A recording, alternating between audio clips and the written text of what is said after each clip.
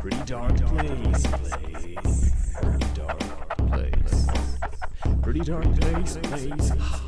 Pretty dark place. Pretty dark place. Pretty dark place. Pretty dark place. Pretty dark place. Pretty dark place, pretty dark place. Pretty dark place. Pretty dark place. Pretty dark place. Pretty dark place. Pretty dark place, Pretty dark place. Pretty dark place. Pretty dark place.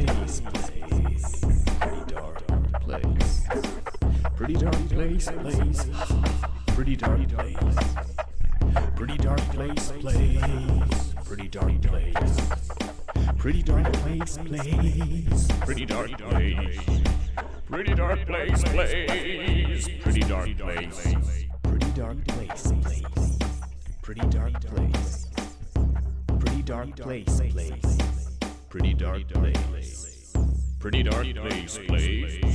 Pretty dark place. Pretty dark place, Pretty dark place. Pretty dark place. Pretty dark place. Pretty dark place. Pretty dark place.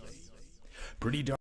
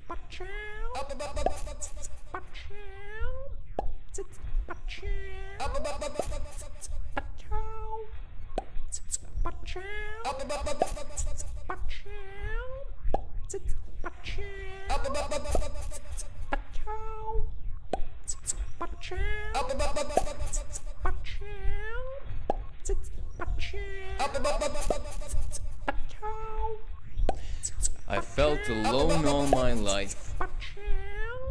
I thought I had found a wife.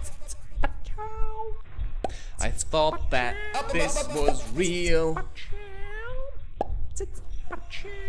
Only then I started to feel. I could not help but notice that something wasn't right.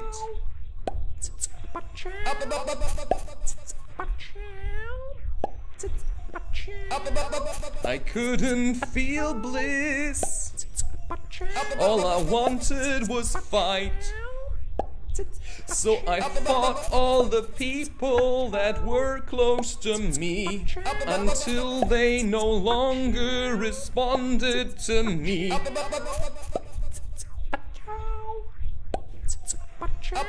And in my heart, I knew it was right.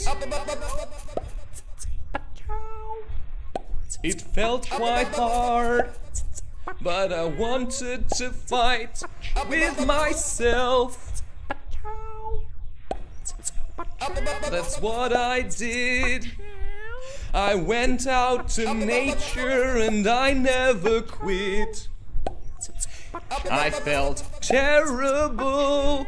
I was feeling weak, so I strengthened myself.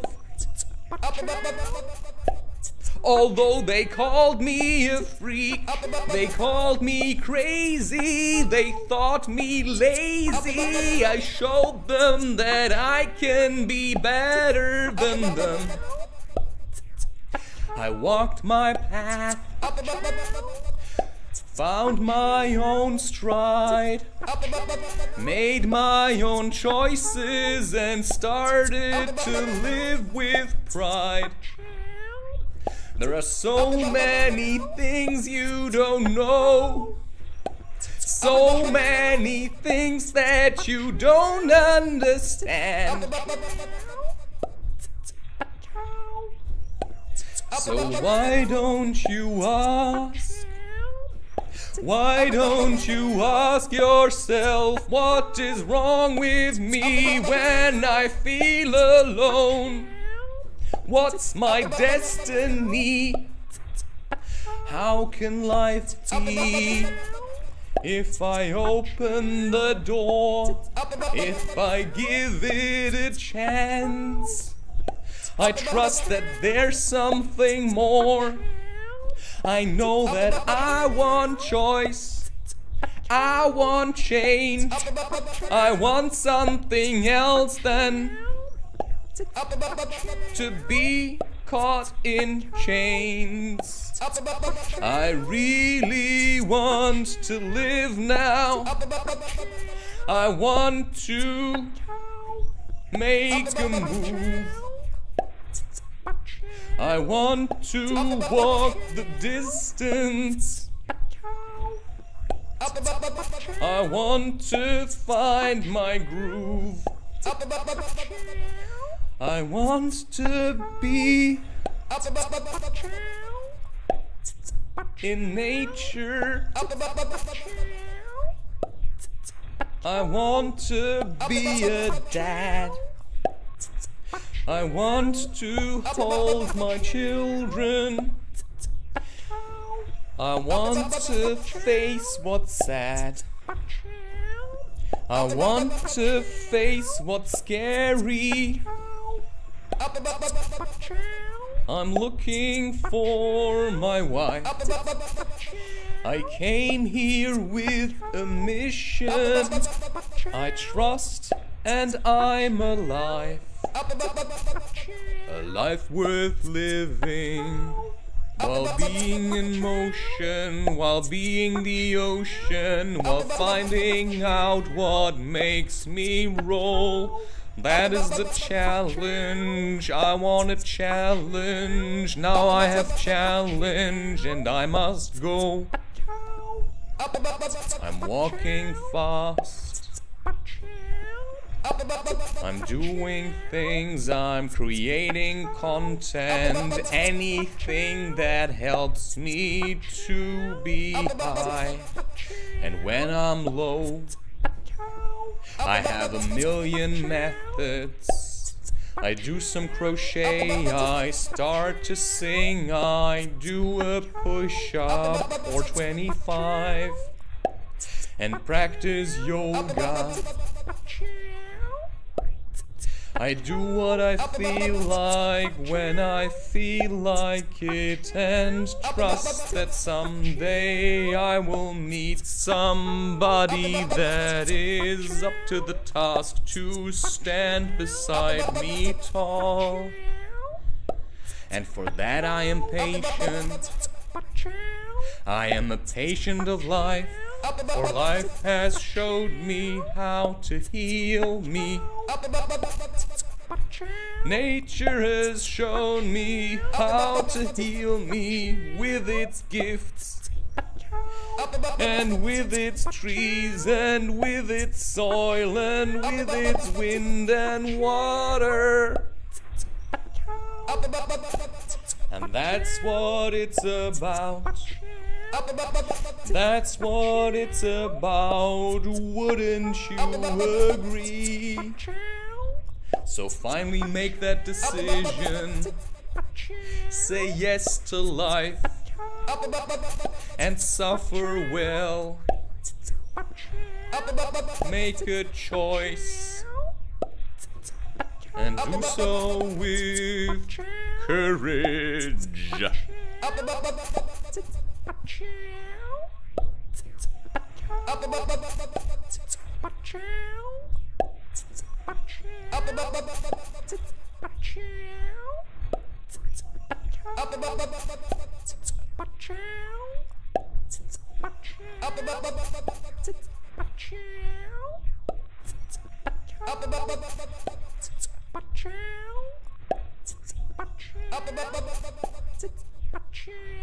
Funeral pyre, I've made it! And I saw this complete perceptual flip. And that helped me get to the point of starting to have compassion in the broader sense of compassion, not pity. That means have a recognition of how it all is. How it all is. How it all is. And look and see another person as they are, without getting my mind going in, if they were only this way, it would be better. And realize that any form is in the realm of suffering. All form is in the pure Buddhist concept of suffering. Looking at it through Krishna's eyes rather than through Arjuna's eyes. Not better and worse, but just different. Yes. How is astrological influence related to reincarnation and karma?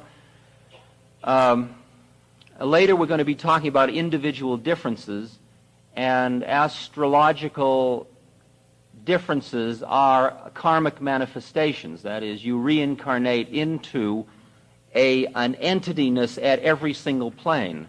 And these are all at lower levels of manifestation, the way in which the planets relate and which planetary configuration you will be born under, you will be conceived under, and you will have various experiences. That's all within the lawful realm of prakriti, or nature. Yeah. Give it all to me. The question was, do I have any suggestions for how to begin to give it all away? That's what all of yoga is about, right?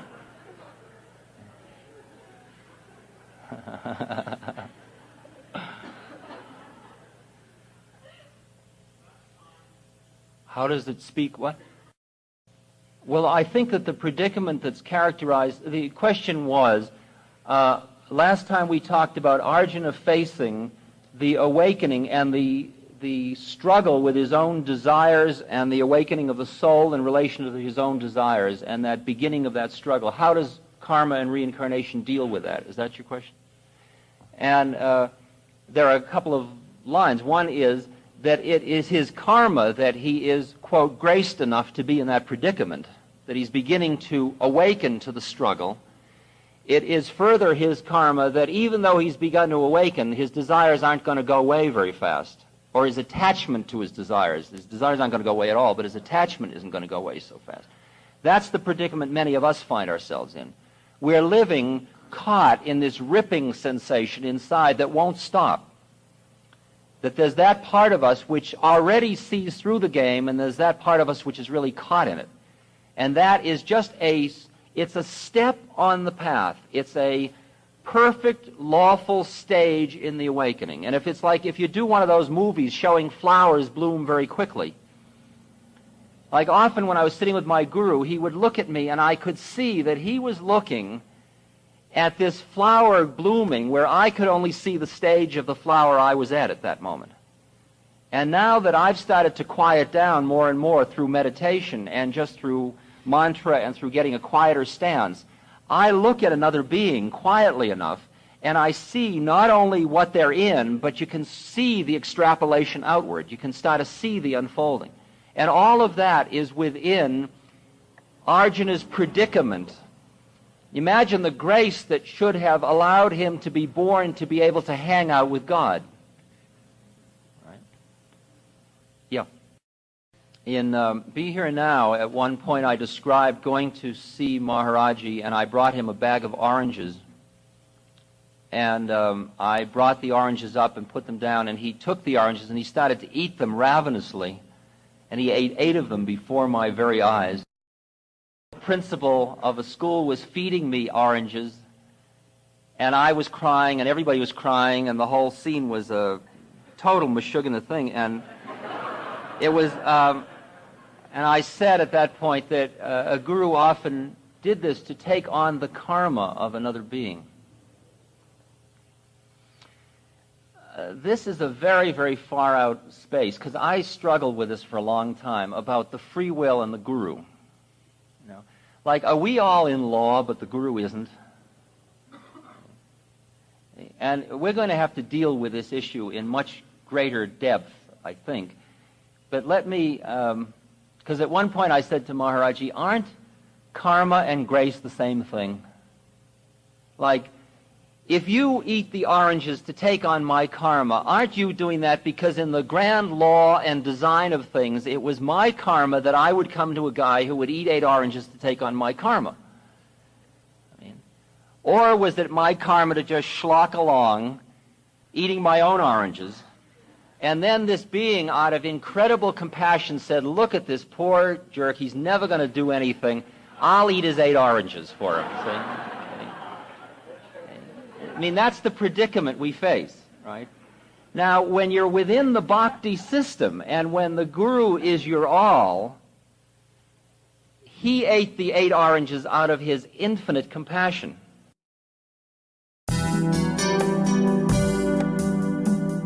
This is CD 4 of an 18-CD set containing sessions from a 4-week course by Ram Dass titled The Yogas of the Bhagavad Gita. This CD contains session number 4, titled Karma Yoga.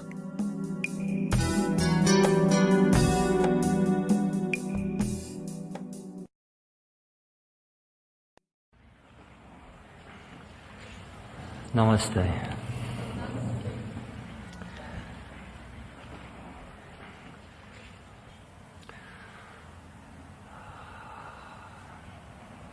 I have been born many times, Arjuna, and many times hast thou been born, but I remember my past lives, and thou hast forgotten thine. That line, by way of review of our last discussion, which concerned the matter of reincarnation, which is Krishna's first presentation to Arjuna of the beginning of the seeds of what is called the higher wisdom, or giving him a perspective about exactly what dance he thinks he's playing, which means us. Now Krishna begins to throw out to Arjuna. Arjuna is faced, as we've all realized, with this conflict. And Krishna starts to throw out to Arjuna a number of alternative justifications for why he should get on with it, why he should get into the struggle of the spirit versus the worldly, or dharma and adharma, or the battle of Kurukshetra. And one of the arguments that he just throws away in 2 shlokas, which is one that you would give to a materialist, really, of somebody very worldly. He says, for all things born in truth must die, and out of death in truth comes life. Face to face with what must be, cease thou from sorrow. But if he were born again and again, and again he were to die, even then, victorious man, cease thou from sorrow. Meaning, look, you're going to die whether you like it or not, and so are all those people on the other side. So what are you getting so freaked about? It's all inevitable. It's all in the cards. Death definitely follows birth. It's the way the game's designed. So don't get so upset about it. That argument doesn't do much for Arjuna.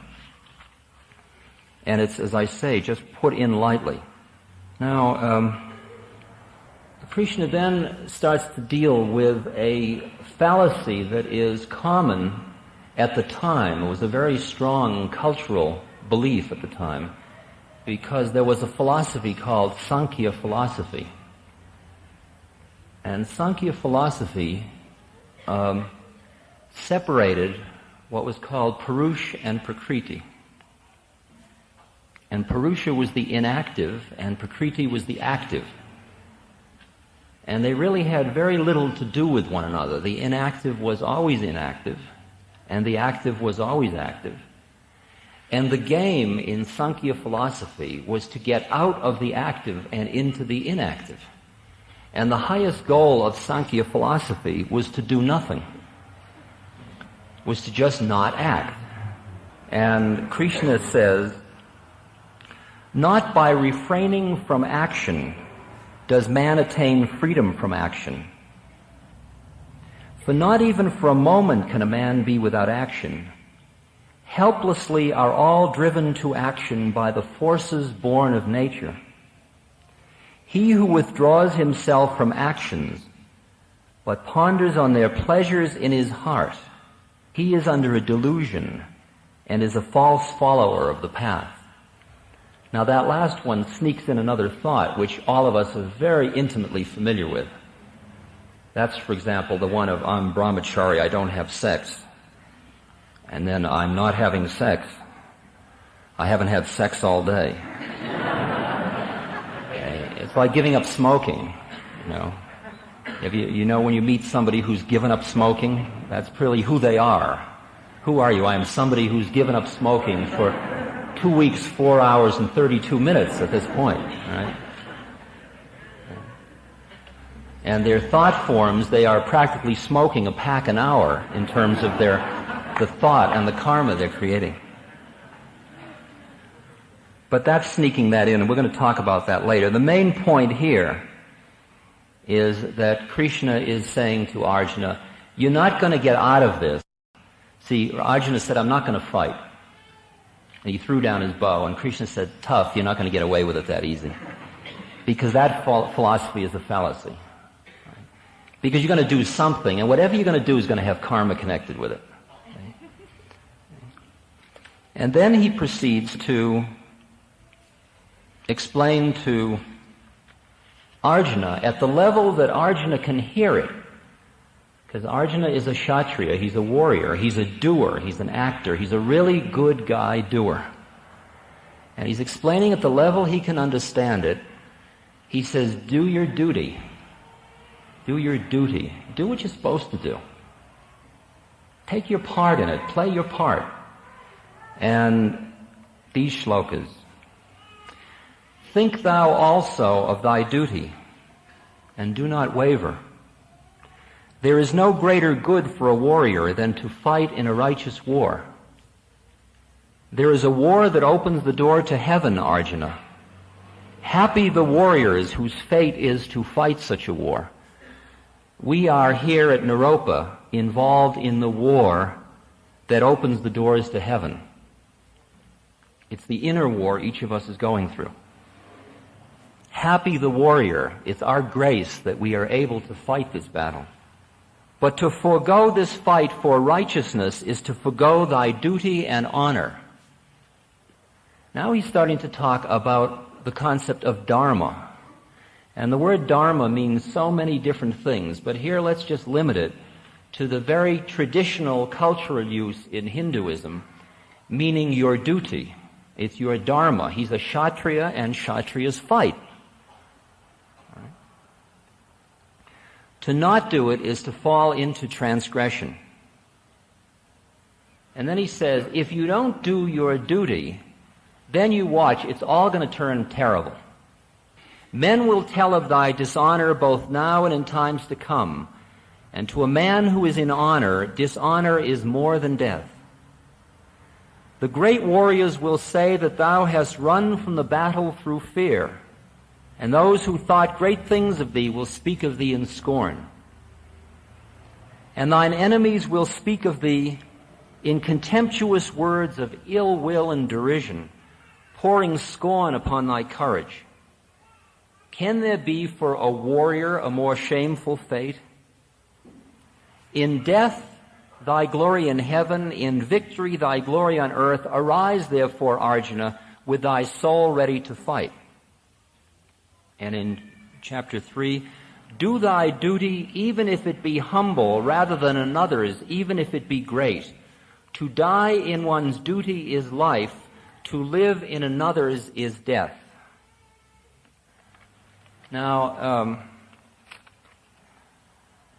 in the Hindu tradition, there are, as you know, the castes, of which the kshatriya is a caste.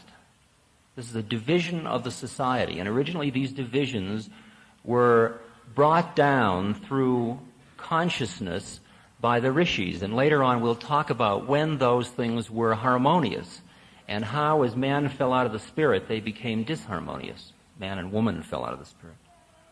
And also in India there are the ashramas, or stages of life.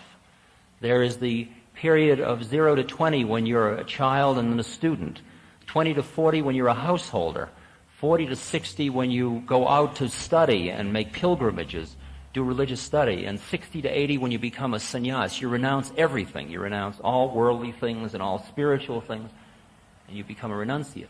And these are formal structures. Now, theoretically, if you were a Kshatriya at a certain age, there would be a very clearly defined Vedic prescription for what exactly you should be doing today. Just an absolutely clear structure. It's like a grid that's been defined for appropriate action. And Krishna is saying to Arjuna, do what is appropriate. Okay? Now, we in this country are faced with considerable confusion about that, because it isn't clear what we're supposed to be doing at any moment. There aren't clear cultural prescriptions that are deeply ingrained in the society. There are some rough ones, but they're being thrown about pretty loosely. What our dharma is, how our individual differences determine what is our suitable duty at the moment. I think you begin to get a sense that when you've got a husband or a wife and you've got a baby, that defines certain limiting conditions or certain possibilities. That if you have certain intellect or certain economics, you have certain possibilities. That if you're rich, that defines in part your dharma. You can't make believe you're not rich. And throwing it away isn't going to get rid of it. That was a karmic act. And you begin to have to be responsible about your money. That becomes your dharma at that point. And what Krishna is saying is, the game only works if everybody does their dharma, so do yours. And that is familiar to you, those of you that are familiar with the Bible, from Paul, Romans 12. For as we have many members in one body, and all members have not the same office, so we, being many, are one body in Christ, and every one members one of another. Having then gifts differing according to the grace that is given to us, whether prophecy, let us prophesy according to the proportion of faith, or ministry, let us wait on our ministering, or he that teacheth on teaching, or he that exhorteth on exhortation. He that giveth, let him do it with simplicity. He that ruleth, with diligence. He that showeth mercy, with cheerfulness. Like what your part is, play it. Just play it. Right? Do your duty. And that's the lowest level of the concept of dharma. Find out what your little square in the grid is and then do it perfectly. Why you're going to do it remains to be seen. We're going to be discussing that. But this part of it is, Krishna is saying, just do it. Now, as you go to look at your sadhana, you'll find that there are certain forms of spiritual practice that are right on for you and others that aren't. I had the most peculiar, and I've struggled with it all these years, that when I got into, quote, the spiritual trip, unquote, I came out of an intellectual tradition, and because I was an intellectual of sorts, I got very attached to the meditative practices because they were so essency. They were so clean, especially the Theravadan Buddhist. It was so neat and exquisitely simple. And my mind was just thrilled by the Abhidhamma and things like that. Because it was all beautiful category systems and so simple and intellectually exquisite. And I went and meditated.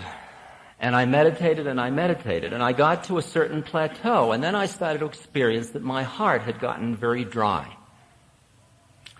But I said to myself, mind moments flickering by, I said in this mind moment, I said, well, you're just copping out.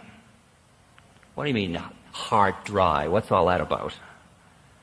But then I said to myself, well, at the stage you're at, apparently you need to open your heart. So go get it over with. It's like go to the toilet, you know. And at that point I went off to a huge Shiva festival in Delhi after 2 months of meditating.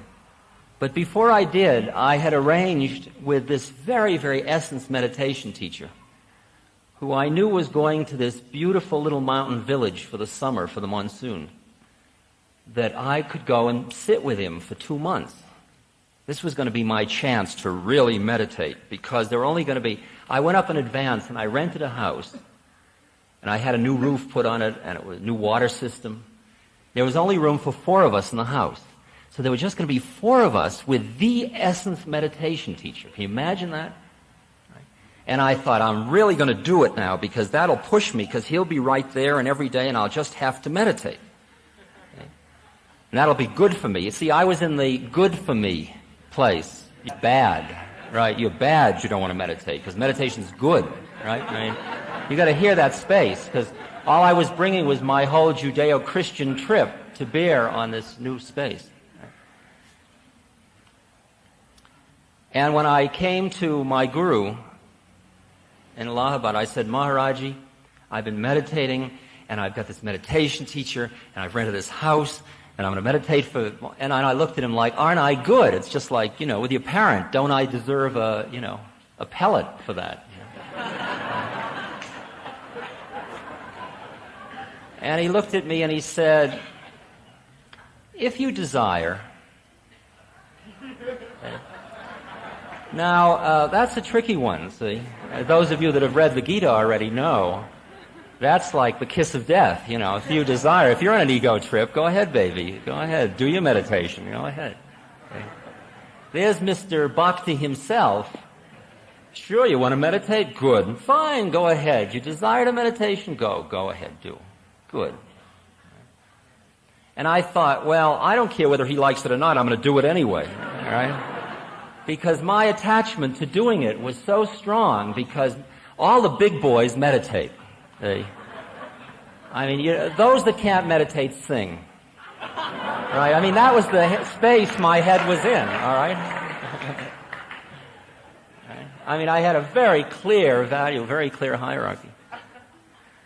So the time came, and I came to this village, and we settled in, and we got our food, and it was so exquisite. It was so precious, you know.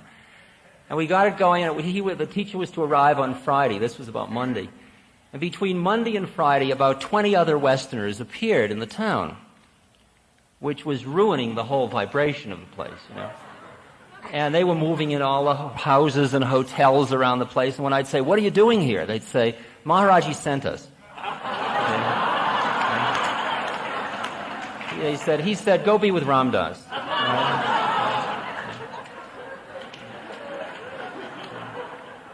And then on Friday, a letter arrives from the teacher saying, unfortunately, due to some dealings with the government, I will be unable to come there this summer. I wish you luck in your meditation. So I was left with 20, 25 Westerners, and we ended up having an ashram, and I was like did the Abbott trip again. And it was turned into a devotional, beautiful, exquisite devotional, gentle meditational, very warm. We read the Ramayana all the time. At the end, when I went back to Maharaji, I approached him, he says, Ram Das, you had a lot of students this summer. Yes, Maharaji. Teacher didn't come. Buddhist teacher didn't come. No, Maharaji.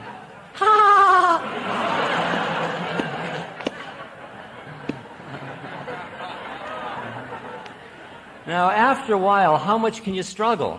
You know, you just surrender. You just say, well, okay, I give up. Like I'd say to Maharaji, look, just you and I are here now. Would you tell me, how do I raise my kundalini? I figured he'd give me some, you know, inner thing, you know, like he'd say, well, now you meditate on the bloop. And he said, feed everybody. Feed everybody? Feed everybody, serve everybody. Maharaji, to raise my kundalini, feed everybody, serve everybody. He says the kundalini can be raised with the touch of a guru. The guru can just think about it and your kundalini will raise. Don't worry about it, just feed people. What he was saying to me was, do your dharma. What has become clear is that my yoga is devotion and service. And it's yoga and devotion and service whether I like it or not. Which is Arjuna's predicament. He didn't like it. And finally, you hear what your root is and you start to surrender into your dharma. Okay, that's what Arjuna is being advised to do. And Krishna is saying to him, don't get so upset about it though, because really you're not doing it anyway. He says all actions take place in time, but the man lost in selfish delusion thinks that he himself is the actor. But the man who knows the relation between the forces of nature and actions sees how some forces of nature work upon other forces of nature, and he becomes not their slave. Even a wise man will act under the impulse of his nature. All beings follow nature. Of what use is restraint? That is your body and your personality, your mind, all that lower stuff, that's all part of nature. It's all just lawful stuff. What are you getting so uptight about? Just let it be harmonious with its lawful manifestation. Don't struggle against it so hard. Thus is the wheel of law set in motion, and that man lives indeed in vain who in a sinful life of pleasure helps not its revolution. Now that's another idea we're going to be coming to, but the general drift is that when you're doing your dharma, you are part of Christ's body. You are part of the flow. But the man who has found the joy of the Spirit and in the Spirit has satisfaction, that man is beyond the law of action. He is beyond what is done and beyond what is not done, and in all his works he is beyond the help of mortal beings. We are now starting to approach another concept. Plotinus says, murders, death in all its shapes, the capture and sacking of towns, all must be considered as so much stage show, so many shiftings of scenes, the horror and outcry of a play.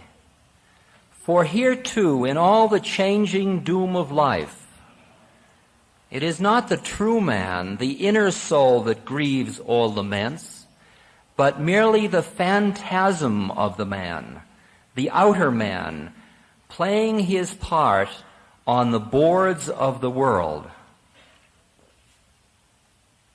And those of you that have read Hermann Hesse, in Journey to the East, you will recall the talk in the park when Leo says, naturally, one can do all kinds of other things with life, make a duty of it, or a battleground, or a prison, but that doesn't make it any prettier. Just what life is when it is beautiful and happy, it's a game. It's an exquisite design of which we play a part. And Meister Eckhart, who says, we ought to take everything God puts on us evenly, not comparing and wondering which is more important or higher or best. We ought simply to follow where God leads. That is, to do what we are most inclined to do, to go where we are repeatedly admonished to go, to where we feel most drawn,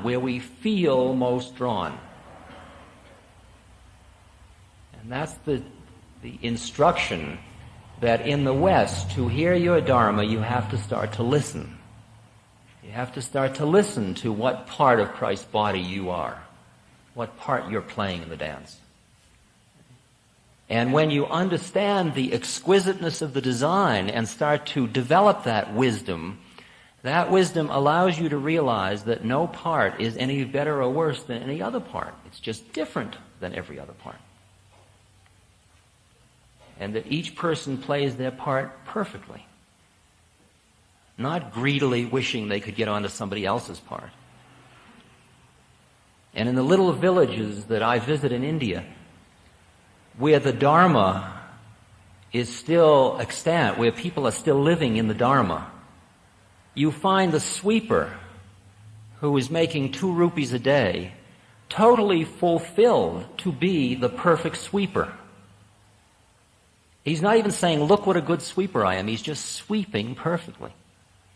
And he's expecting the king to be the perfect king. He's not, or Indira Gandhi to be the perfect prime minister. He's not wishing he were Indira Gandhi. Each of them is accepting their dharma. Around those people, I often feel a kind of contentment that isn't very available here in the West. A kind of a quietness inside. So what is happening now is that Arjuna is beginning to recognize the laws of nature of which he's a part. He's beginning to recognize the wheel of karma that is all lawfully playing out and that he's merely a part of it. He's beginning to understand what in Chinese philosophy is called the Tao, the harmony of nature. This is only the beginning of the wisdom. It's only the beginning part. But it's an important part, and it's the part that Arjuna is being impelled to do his duty with just that little bit of knowledge. And he's being suggested, do it more impersonally. Don't get so caught. Don't get so personally involved in your melodrama. See, everybody here has a melodrama. Everybody thinks there's somebody doing something. I've come to Naropa. Or whatever your thing is. You know. I gotta have sex tonight or I'll die. I'm feeling nauseous. You know. Why don't I understand more? I can't meditate. I'm so high. And the tendency is to get so deeply involved in your own melodrama. You keep thinking you're the actor. You keep thinking you're doing it. And really, that's all just lawful stuff running off. You're just watching nature. It's far out, isn't it? Sometimes it's good to take a seed and put it in a bit of earth and put it in your kitchen and watch it grow into a flower. Just watch it every day and then use it as a meditation exercise and then study yourself in the same way you study the seed growing. Until you see the laws of nature working in you. You see what leads to anger and what leads to this. You just watch it all. Don't judge it, just watch it.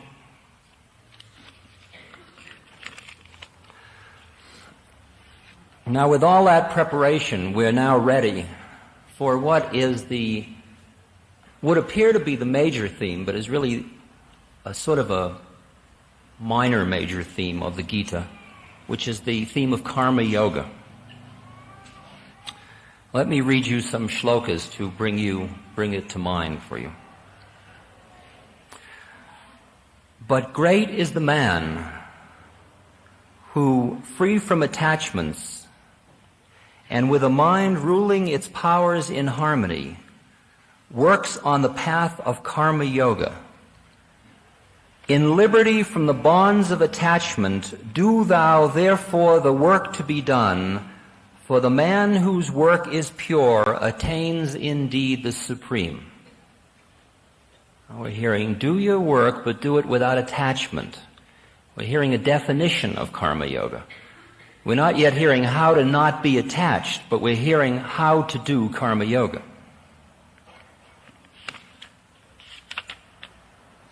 Set thy heart upon thy work, but never on its reward. Work not for reward, but never cease to do thy work. That means don't be so future-oriented. Don't do this for that, even though you may plan to do this in relation to that. And in regard to that, Mahatma Gandhi said it very clearly, I think.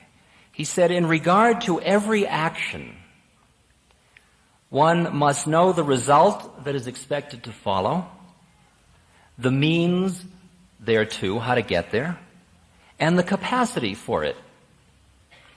He who, being thus equipped, is without desire for the result, and is yet wholly engrossed in the due fulfillment of the task before him, such a man is said to have renounced the fruits of his action. Now, for many of us, this seems very contradictory. People say to you, if you're living in the present moment, how can you think about the results of your acts? How it all works, where it's going to lead to, how it all comes out at this moment. And then out of all that comes a decision to do something, and then you do it. But when you're doing it, you're not doing it with half of your mind waiting to see how it comes out or trying to get the payoff. You're doing it. Then what happens will happen. But when you're doing it, you're doing it. But it's very subtle, because even when you're doing it, there is an awareness of the entire field when you're quiet enough. And who else has said something useful about this is Don Juan in the Castaneda books, in talking about the warrior, because the warrior is the perfect karma yogi. If you want to review the Don Juan books, you'll see all the things he says about the warrior refer to the karma yogi. A warrior is a hunter. He calculates everything. That's control. But once his calculations are over, he acts. He lets go. And he survives in the best of all possible fashions. The mood of a warrior calls for control over himself, and at the same time it calls for abandoning himself. And you're going to see more and more as we get into purification exercises how those two processes work in us. He realizes nobody's doing anything to anybody, much less to a warrior.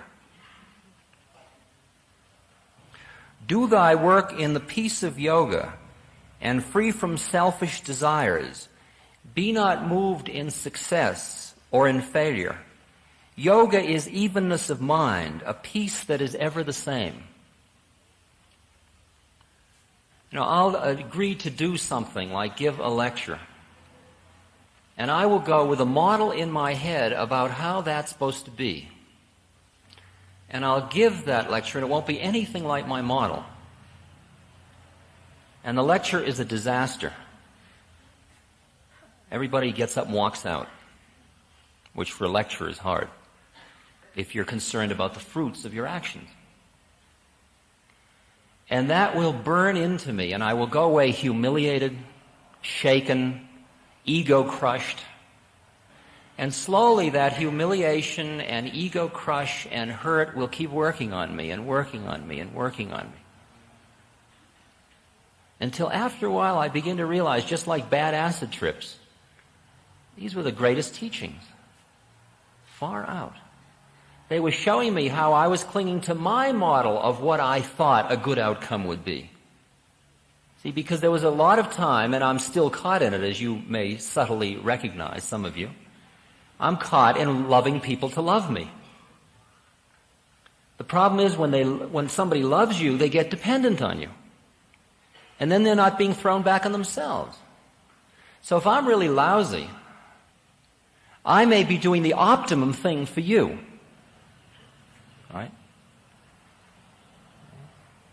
In other words, I can't stand back far enough often because of my own ego needs to see what would be the optimum outcome of my own acts.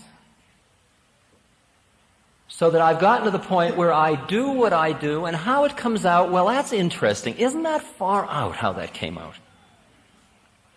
It's like this winter, we decided to do an evening at Winterland in San Francisco.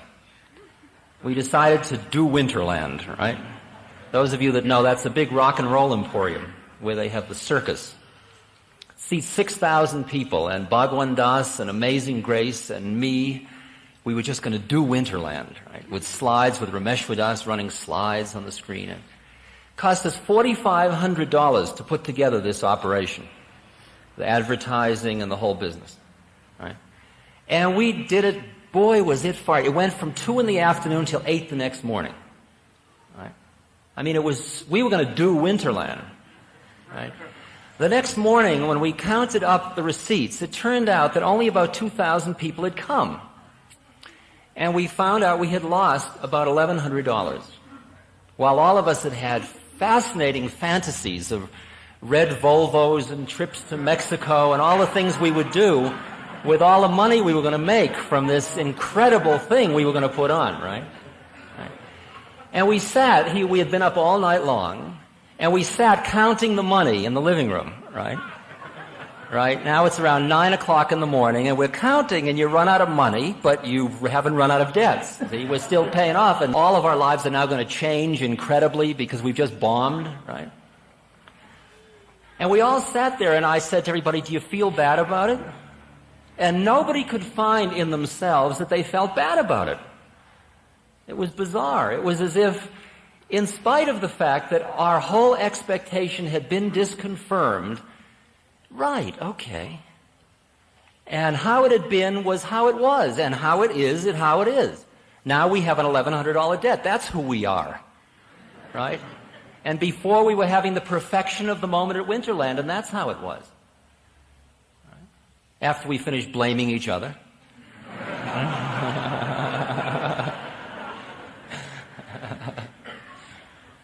And such learning experiences are priceless.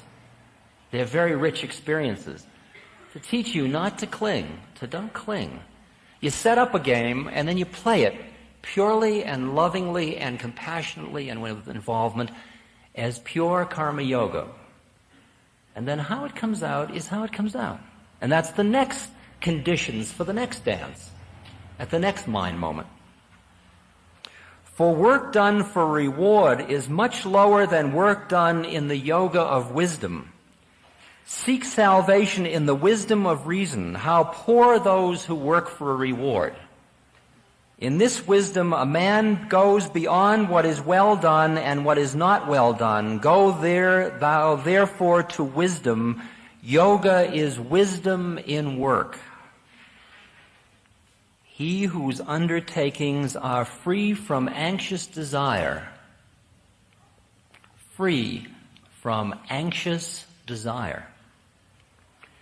And fanciful thought. Whose work is made pure in the fire of wisdom, he is called wise by those who see. I am not doing any work, thinks the man who is in harmony, who sees the truth.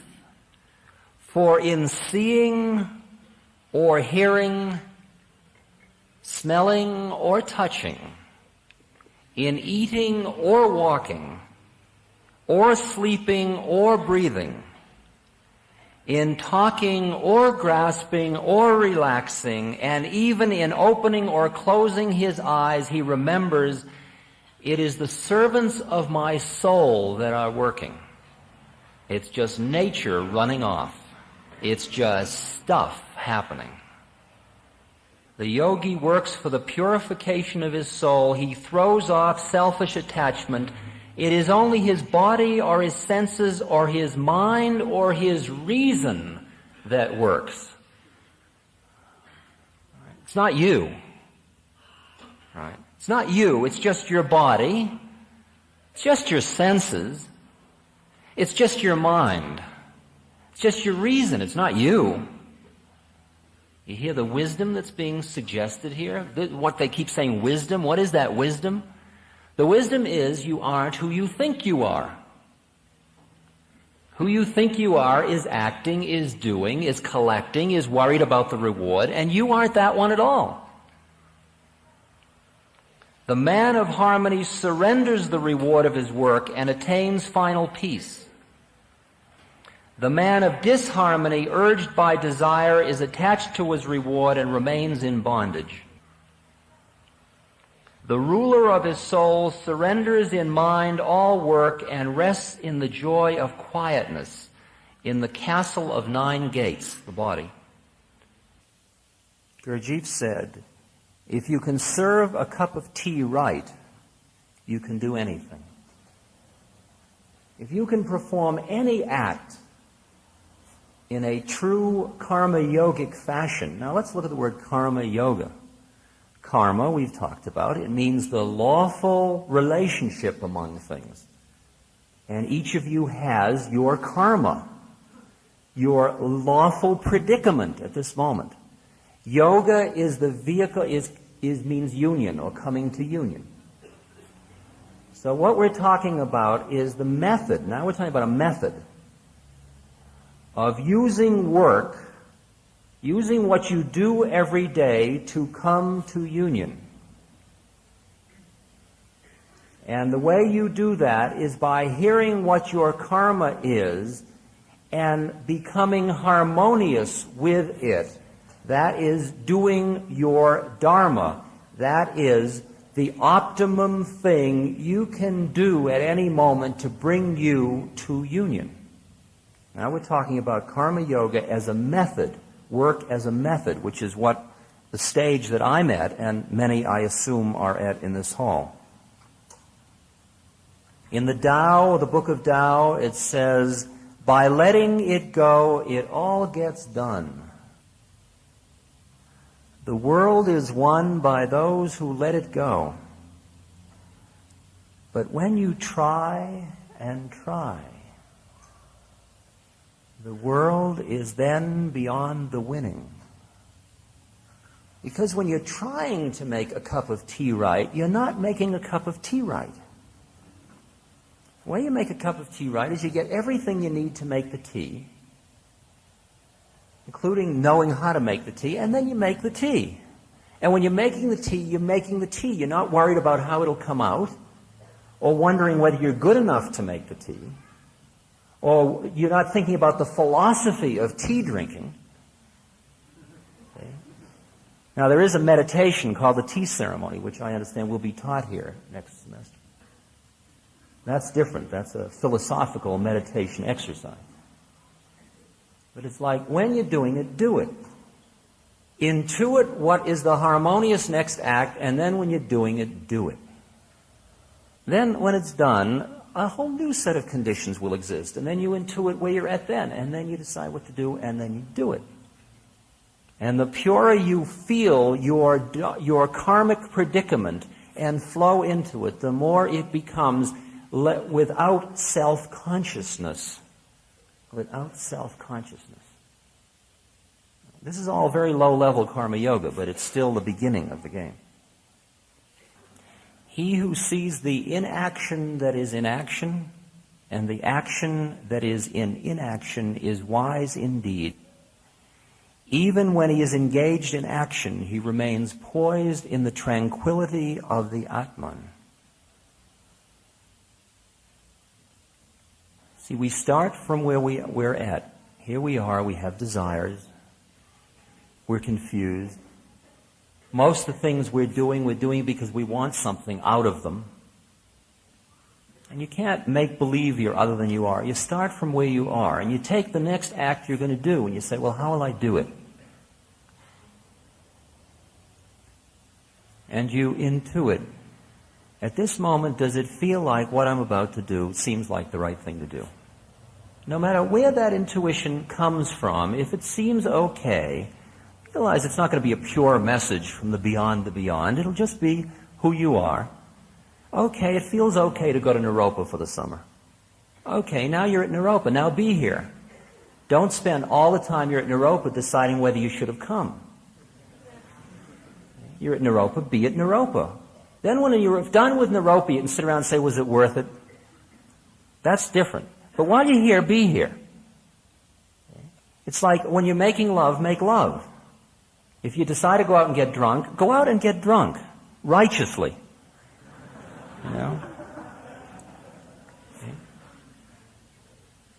It's like begin to trust your own, don't sit and keep ruining everything all the time by that self-conscious, judgmental holding back, because then your mind is going in and out all the time. It's the old superego that's so afraid of blowing it so afraid of making a mistake, of looking like a fool, of having appeared the wrong way to yourself, externalized inward, looking at yourself from outside in.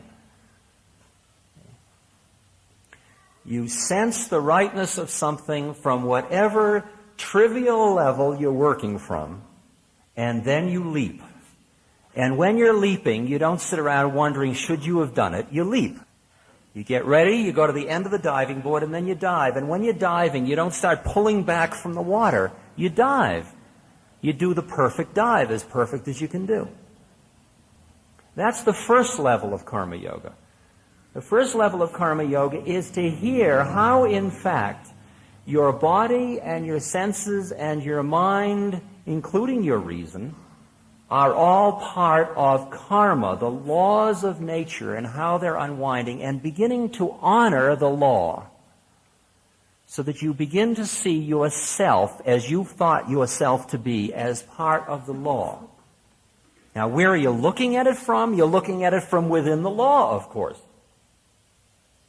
But slowly, slowly, slowly, there is a hole in the whole thing, in the fabric. That quietness within, that meditative space, you are moving towards something much more interesting than anything you thought the game was about. You are extricating yourself from the turmoil of daily life, not by non-action, but by extricating yourself from being attached to the doer of the act. If you're protesting, protest. If you're loving, love. If you're drinking, drinking. If you're studying, study. Whatever feels like your dharma, do it. But don't get lost in thinking you are the doer. Realize that it is Mother Nature just doing her trip. It's the dance of Maya. It's just the laws unfold. It's only your incredible egocentricity that makes you think you're doing it. There are levels and levels and levels, and that's what the wisdom is about, the deeper and deeper levels that we're going to be exploring about this. Let me just share with you for one moment more before we do questions the models that Krishna puts forth for Arjuna, the models of karma yoga.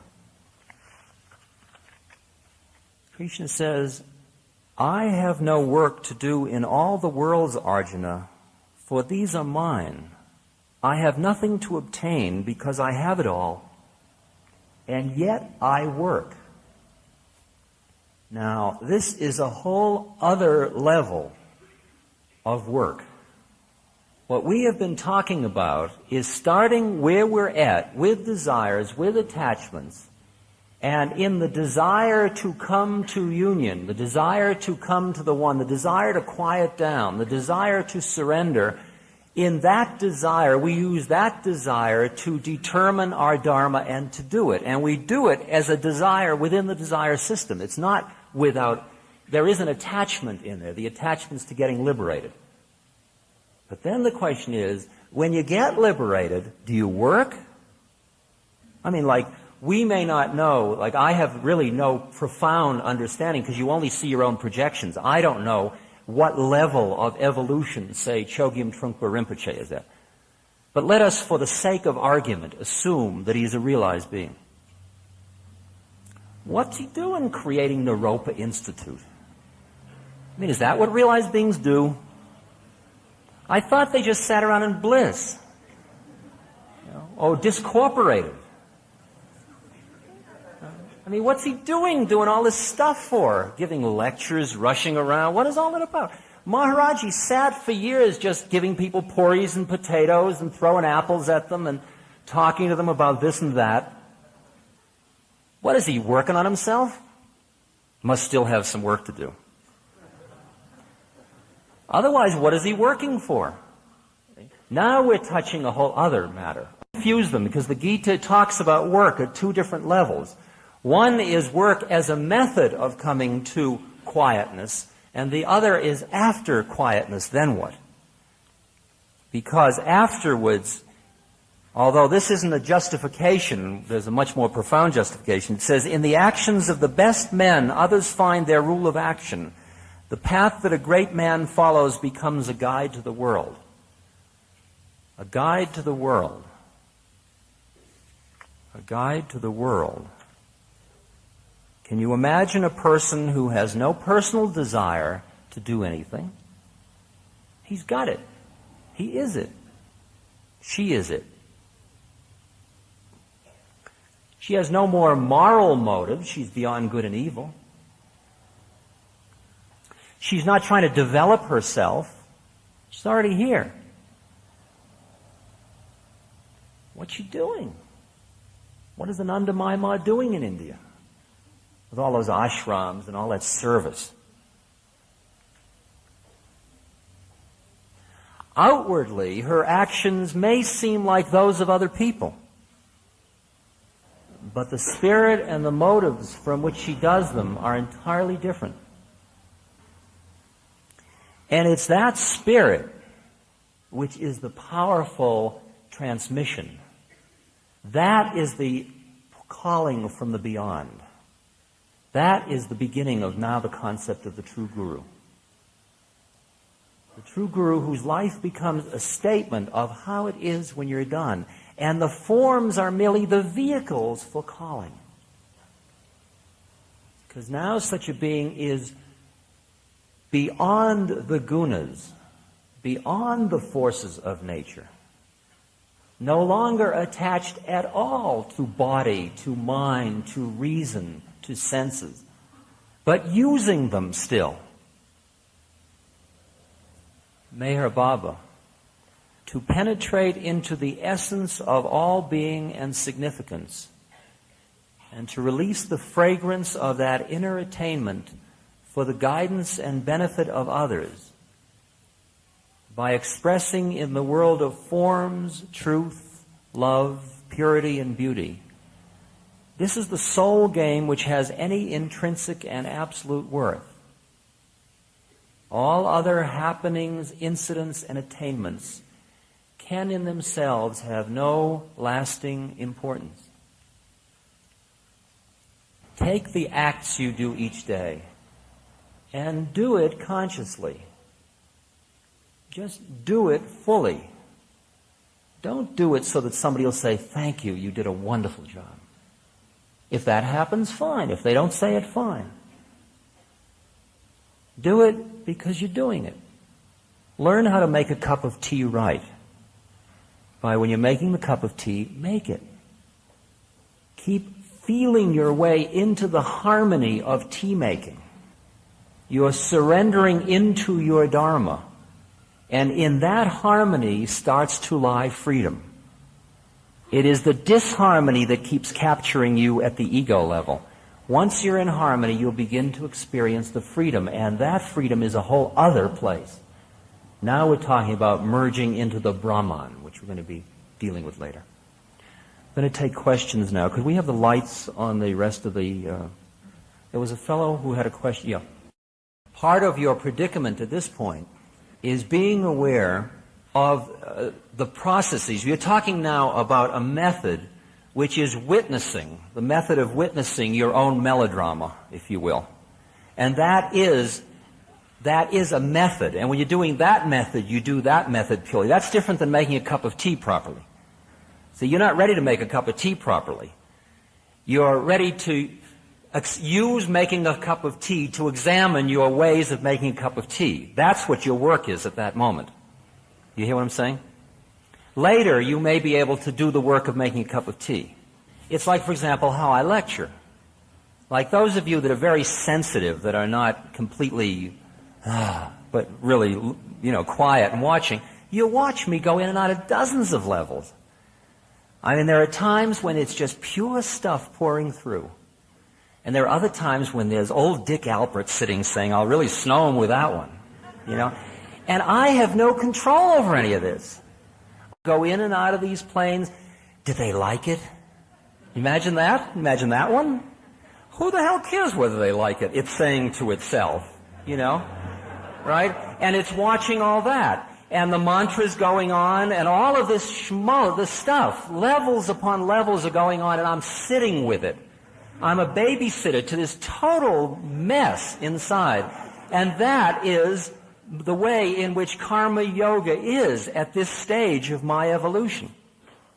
Can you hear that? So you've got to be ready to deal with it at a very schlock level before it gets to the exquisiteness of the next plane where there's nobody around and there's just the tea being made, right? That's where you'll be when you finish being who you thought you were, right? Yes. Yeah, I'll repeat the question. I'll have to tell the story. He said in a story that I told, he's confused about whether my guru was the doer or not. Did he do anything or didn't he? The story concerned a small village in India some years back. I didn't hear this story till after my guru had left his body. There was a barber in a small village, and the barber's son had gone away some 10 years earlier, had disappeared, and the barber was just preoccupied with finding his son. And in India, there are many, like 10 million wandering sadhus, dropouts thumbing around the country for God, more or less. And so every sadhu that would come through town, this little village, he'd offer him a free shave in order to sort of grill him about whether he knew had he come across the sun somewhere. And after the shave, they would say, "Don't worry, your son will come back." And they'd leave. And one day, apparently, Maharaji came through town, was offered a shave, and he sat down, and the barber lathered him up and started to shave him. And as he was shaving him, he was telling him the story about his son disappearing. And he had shaved him about halfway, and he had told the whole story. And Maharaji went like this, which meant, "Excuse me, I got to go to the bathroom." And he went out of the barber shop. And then about 2 minutes later, he came back in, sat down. The barber finished the shave. Maharaji said to him, "Don't worry, your son will come back, just like all the rest," and then left. The next day, the son arrived. And the father said, "Where did you come from?" And the son said, "It's a very strange thing." He said, "I am the manager at a hotel some 200 miles from here. And yesterday I was standing behind the desk in the hotel, and in rushed this man, and he had lather on half of his face, see? And he said to me, 'Hurry up, your father wants you,' and he gave me some money for the railroad ticket, and he ran out again. So I came, right? Okay. Now, later on we're going to discuss the whole thing about siddhis and powers and all that stuff, and gurus and that all coming up, coming attractions. At the moment, though, the only question about that story is, was he doing anything? And the answer from my understanding of him is no, he wasn't. That was just happening. He was allowing it to happen, or he was the vehicle through which it was happening. It's like Krishna. Now, I'm not saying that Maharaji's in the avataric space or anything, but Krishna, in this case, comes and becomes a charioteer. And as a charioteer, he's talking to Arjuna, and he's bringing about all this stuff. He's acting just like another person. And he's got a few powers he's manifesting now and then, right? But he's doing all of that. All of that's happening within the laws of nature. None of that is outside the laws. He is just resting tranquil behind it all. As you are going to find out, God rests tranquil behind all of this, creating it, yet not involved in it. It all coming out of him, yet not doing it. And when you are around such beings, you begin to sense that though the thing is being done, you don't seem to see just like you expect. If you're quiet enough, you can't seem to find somebody in there doing it, which is incredibly exasperating. Right? The question is, I said a few lectures back that there wasn't anybody I particularly cared if I ever saw again. How do I deal with my needs in relation to that? Well, in the way that my work is evolving, whether or not a need is satisfied or not is equally interesting. So that I find myself less and less creating an environment in order to make sure a certain need is satisfied. And sometimes it is, and sometimes it isn't. And I kept thinking that certain needs would have to be fulfilled or all hell would break loose. And then they weren't, and it didn't. Right? Like I lived in India in certain ways that were very different than we live in the West. And I thought I would never have been able to do that, and I did it, and it was okay. And I found out that fasting was okay, even food. And there were even times when I was doing pranayama when I actually got to the place where I wasn't breathing. That was a far-out one, speaking of needs.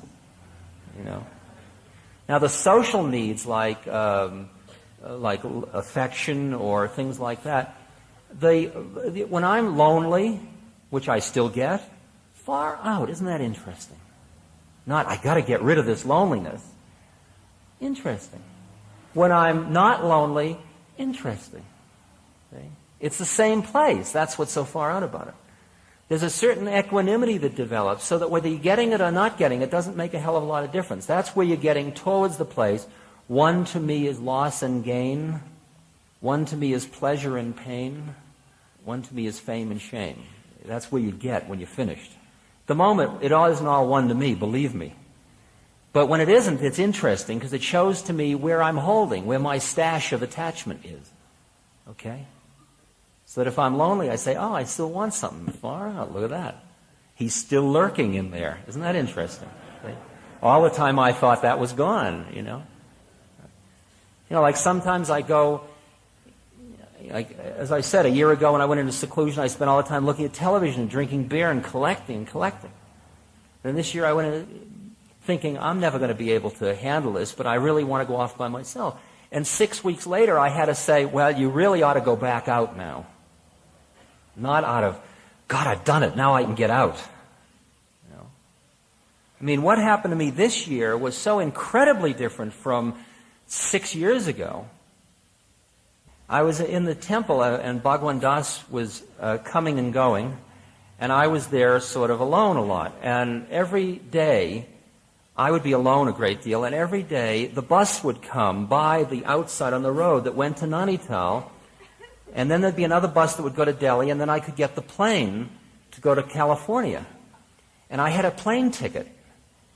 And I was the sadhu, and I would take out my plane ticket out of my shoulder bag and my passport, and I go over with my nose pressed to the window, watching the bus each day. It was like a ritual. It was this horrible ritual, see? And each day I would have this fantasy of, I don't have to stay here. I'll write a note and say I've been called away, and I will, And in 3 days I could be dancing in the Fillmore. See? Could take acid and I could, oh wow, far out, and I'll be doing it. And I don't have to stay here, and so that'll be interesting too. Okay? And then as I said before, I think to you, I get the fantasy all the way to the Fillmore, and I'd be dancing in the Fillmore, and then what? And we'd be making love, and it would be all exquisite, and then I think to myself, now I'm making love after dancing in the Fillmore, I think to myself, you know where I really wish I was now? In a temple in the Himalayas. See? And then I'd put the ticket away for the next day. And I was dealing each day with those desires where there wasn't any need to fulfill them. All I had to do was keep recognizing and not make believe I didn't have them. Right? Honesty is a great asset in the spiritual journey.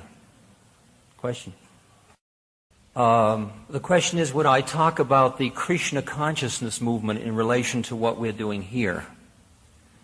As I said to you at the beginning of the first course, the Bhagavad Gita is one of the most extensively commentaried and interpreted Gitas. And of those commentaries, one of them is that done by Swami A.C. Bhaktivedanta. And I have some 24 commentaries on the Gita. including some that are absolutely exquisitely scholarly in terms of the Sanskrit meanings of words in the shlokas. And I have, in preparing each of these lectures, prepared them from maybe at least 8 or 9 different commentaries which reflect the different ways of looking at the Gita. I think it would be naive now to think that any Gita is the right Gita, that Gitas have come at the time and place that are suitable with certain interpretations. And it is, I think that in these lectures you will find that we are at some times going well beyond the Penguin edition. The reason I use the Penguin edition is because I felt it was the most comfortable and harmonious and generally valid one for our work at this point. Not that it's any better than Swami Bhaktivedanta's or any other. And in fact, the aspect that Swami Bhaktivedanta is concerned about, which we are going to be dealing with as we get into the devotional aspects of this course, will get a good hearing. There is no need to be concerned for the Krishna consciousness people. What the Krishna consciousness movement is arguing is that devotion to Krishna is the only path that is suitable at this time. And that is not in the Gita. That is an interpretation of the Gita. Because as you are seeing as we go through this, and I can assure you that if you study all of the other commentaries, including Shankara and Ramanuja and Zainer and Aurobindo and on and on and on and on, people equally as scholarly as Swami Bhaktivedanta and equally as devotional, you will find that Krishna advocates a number of different yogas in the Bhagavad Gita. But the movement concerns itself with one primarily. And as such, it is a valid movement. I think anybody that says something is the only way, whether it's Christ or worshiping Krishna, is insecure in their faith. Okay. Questions? Yes. The question is stated, I think, is I find that I'm not sure whether when I'm looking to see what my dharma is, I'm merely not defining territorial prerogatives or territorial boundaries for who I am. And if such, if that is what I'm doing, how do I go about really finding my dharma? Right? The predicament is, until you are no longer attached to your ego, every act you do is going to have your ego in it. There's not a chance it won't. Right up until the end, there is going to be subtle ways in which you're going to be doing it to yourself over and over again. That's what's so beautiful about the battle. You just get to the point where you just did this method and you got all... and then suddenly there's a little ego trip about it. Like, look at my right? Okay? And you keep doing that thing. The ego is very exquisitely subtle about this. And what I've said about finding one's dharma at the stage we're at, or the spiritual path, I've said that the length of the steps is about one body length. You get up and you take one step and you fall flat on your face. Okay? Because it was another impure trip. And then you pull yourself up to where your head was, and you listen for the next route, and you take the next step, and you fall flat in your face again. And that's about the rate at which we go. Okay? There is very little likelihood that you're going to hear the pure message. Right? You're just going to hear another, but you're going to keep tuning and tuning and tuning through study, through meditation, through falling on your face, etc. You'll keep noticing your ego define the territory. You'll keep breaking out, creating a new one, breaking out, creating a new one. And then slowly, slowly, as the methods start to work, your attachment starts to get less and less to the whole business.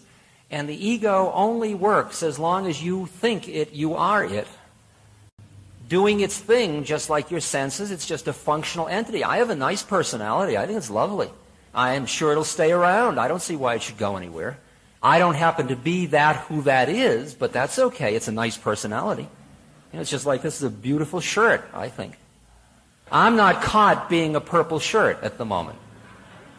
But it's a nice shirt. Yes. He absolutely is. And that's what I was saying to you, was that at the lowest level of doing the Dharma, of doing my duty, it's what's known as the Sattvic trap. See, I don't want to anticipate too much, but we're going to talk about the gunas, the three strands of the rope of nature. And one of the strands is sattva, or the strand that brings one towards the light. It's the good guyness, if you want to do it in a cheap, shoddy definition. The good guyness. And what you can do is use that good guyness to get you out of the other two gunas. And that good guyness, you can become so good. There are many yogis in India that are incredibly good. They do everything spit and polish right down the line. They are absolutely purely Vedic. Every ritual's just right on. And if you say to them, you did that wrong, they'll freak completely, because they are totally attached to being good. And at the lowest level of the game of starting this journey of awakening, the thing you're advised to do is do your duty. And the reason you do your duty is to be a good guy, is to become good in the system. It's the Sattvic trap. And he's working from within Sattva to work on Arjuna, because that's who Arjuna is at this moment. But also, Krishna is feeding in this other wisdom, which is going to extricate him from Sattva as well as from the other gunas. Do you understand what I said? Okay. Yeah. And this question was in a book that came out in Europe that was unfortunately titled Doing Your Own Being, which has since come out in America as The Only Dance There Is. I said something about meditating with mantra, and do I still do it, and if not, how did I get rid of it?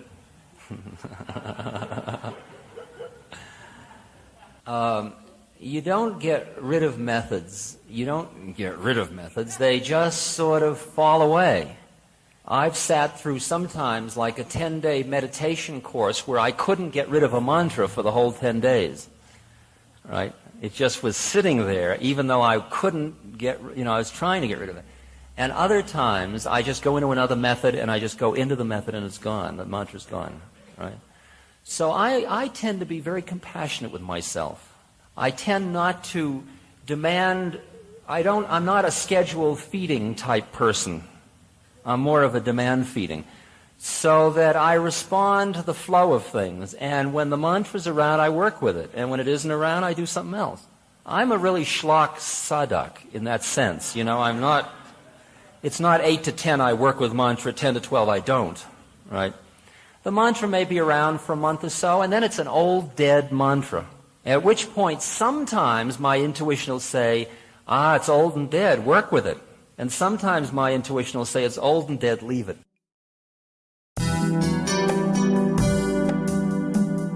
This is CD 5 of an 18-CD set containing sessions from a 4-week course by Ram Dass titled The Yogas of the Bhagavad Gita. This CD contains session number 5 titled Jnana Yoga.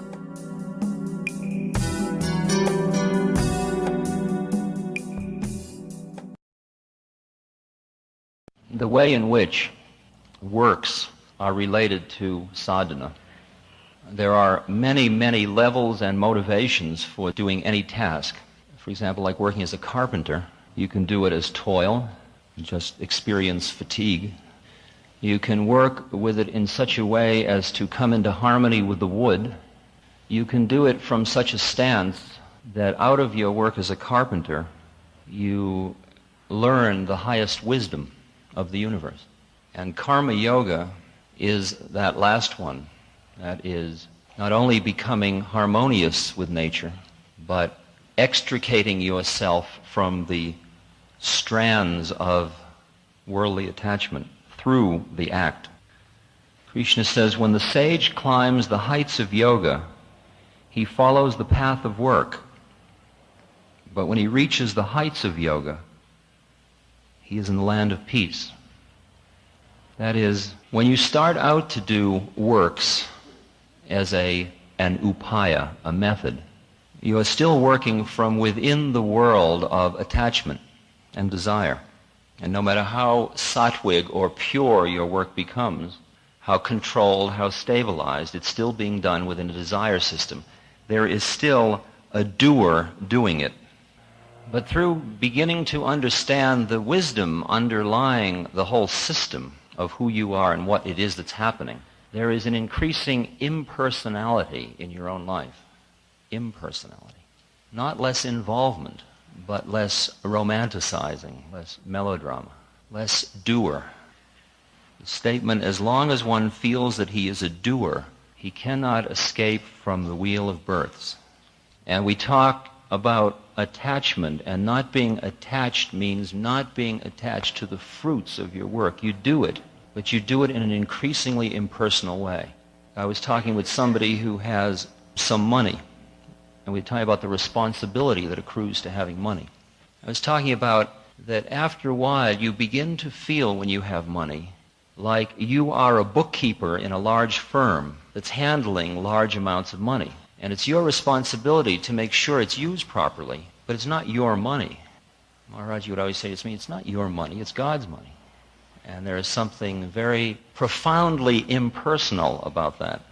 So that you look after your worldly things more as we've been talking about, as your duty, as a duty. I will tell thee a supreme mystery, says Krishna, because thy soul has faith. It is vision and wisdom, and when known, thou shalt be free from sin.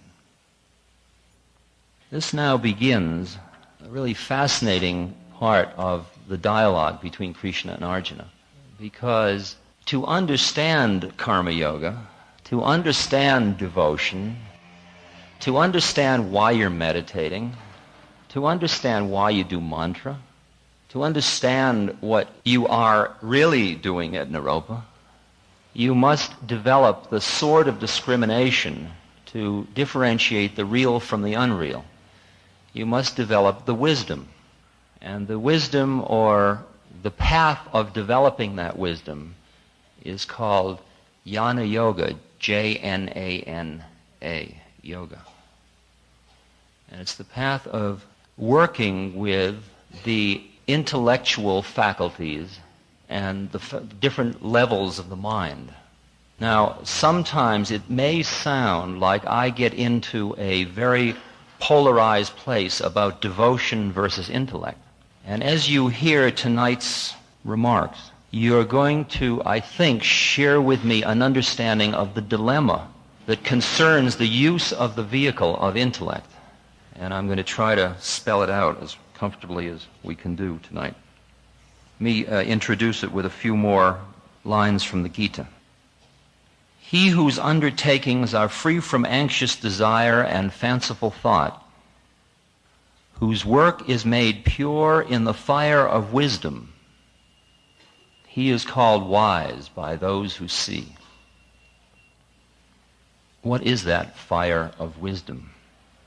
He has attained liberation. He is free from all bonds. His mind has found peace in wisdom, and his work is a holy sacrifice.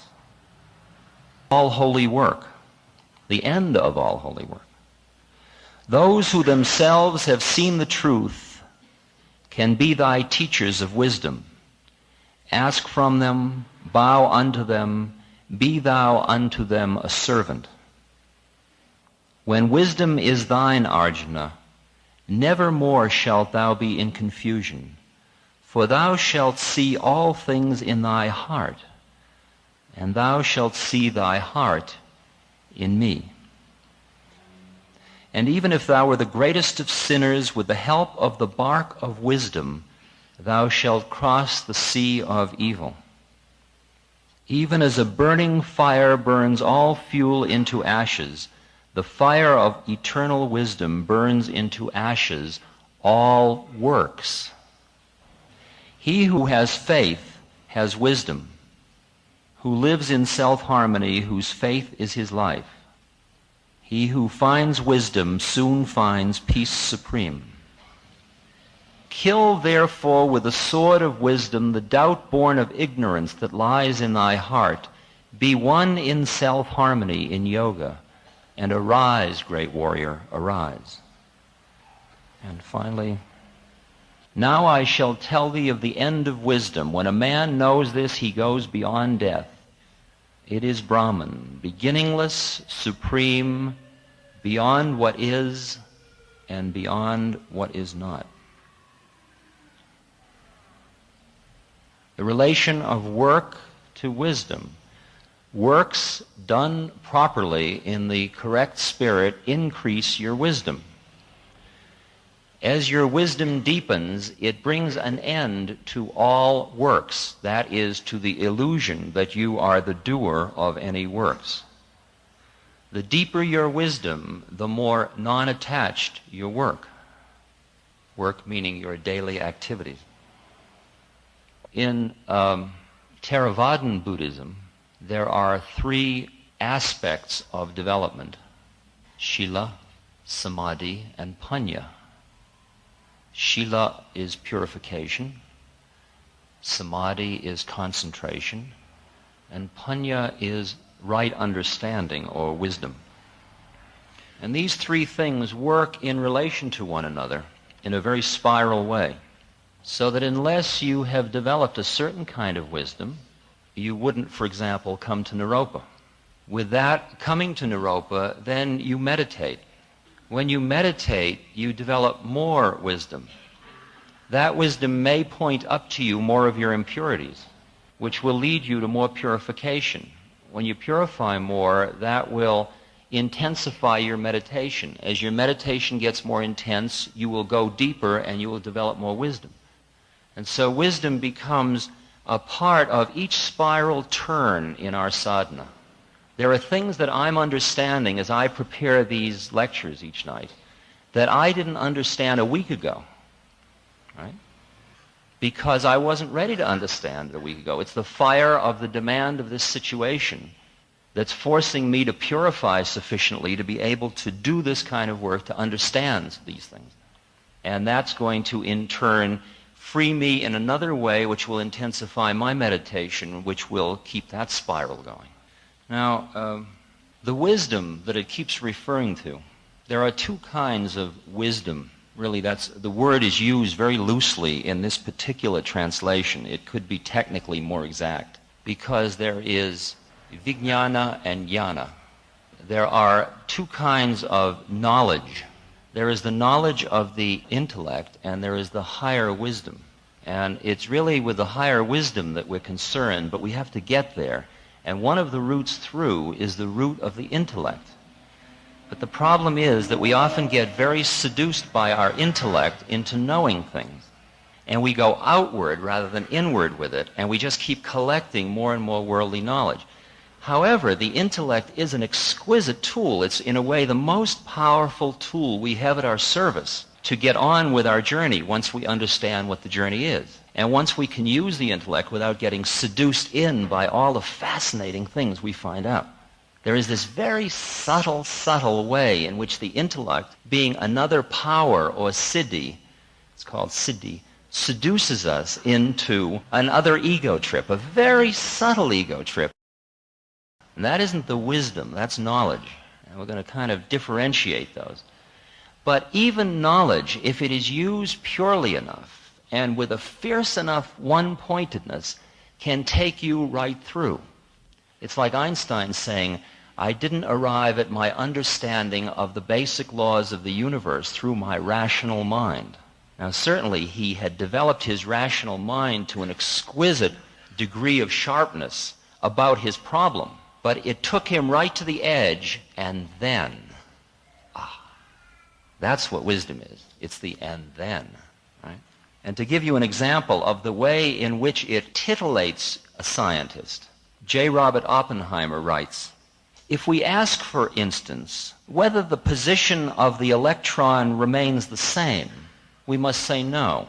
If we ask whether the electron's position changes with time, we must say no. If we ask whether the electron is at rest, we must say no. If we ask whether it's in motion, we must say no. Now, how would you like to be a scientist that spent 20 years developing the most high-powered electron microscopy so you could finally get down into that itty-bitty realm of quantum mechanics, right down into the finest, and you finally see what you've been looking for, and you write your conclusions and they come out like that? I mean, it blows your whole scene. Okay? You've just ruined your whole game. You went too far. You've gone too far now. And what is far out is that if you push the intellect far enough, it pushes you into wisdom, whether you like it or not. But you've got to have the disciplined mind of like a laser beam, the one-pointedness of problem solving, to use your intellect that way. And we'll see how other people don't use it that way later. Now, let's say you wanted to turn it inward. What might you find? Now, you all, I assume, know how a slide projector works. There is a source of light, and you put a slide in, and the light goes through the slide, which determines what light comes through, and it goes on a screen. Right? Now, let's say you wanted to know what the screen was.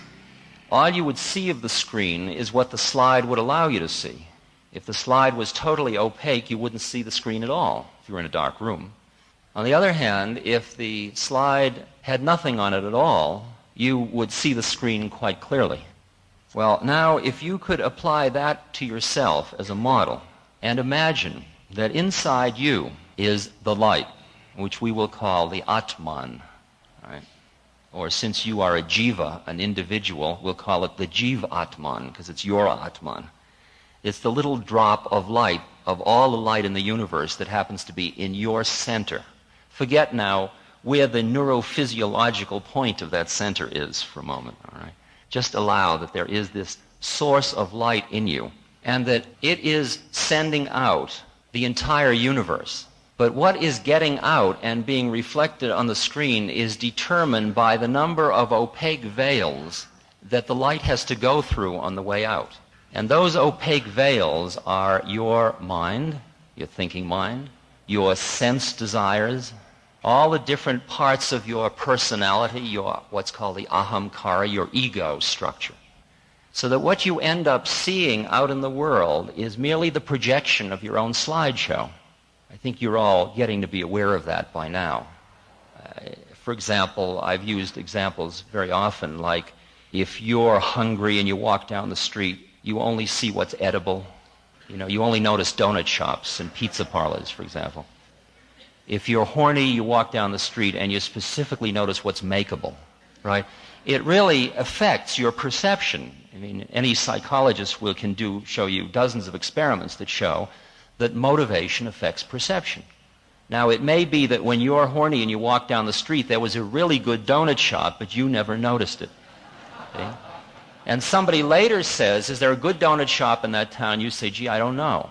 But you can tell them how many of each category of sexual competitor, potential makeable, and irrelevant there are in terms of sexual domain.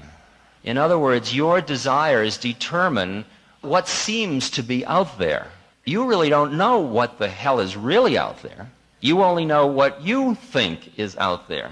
And what you think is out there and what I think is out there is just us out there. We don't even know if anything's out there. If neither of us were here, there wouldn't be anything out there. Or maybe there would be. You could just sit around inside your opaqueness and think about it. But all your thoughts are affected by your opaqueness, by your desire that there be something out there, or your desire that there not be something out there. Now, if you will go backwards from outside, sense objects, senses, sense desires, and those are called indriyas, senses. Then there is a thing called the manas, which is the lower mind. And the lower mind is usually connected with all these sense desires and with your thoughts. And your mind is going, it's collecting now this sense desire, now that thought, and it's just building a whole mosaic which builds up into your ego universe. Okay, now if you get that image of the way the game works, think of it as concentric circles, if you would like. Sense objects out there, perhaps.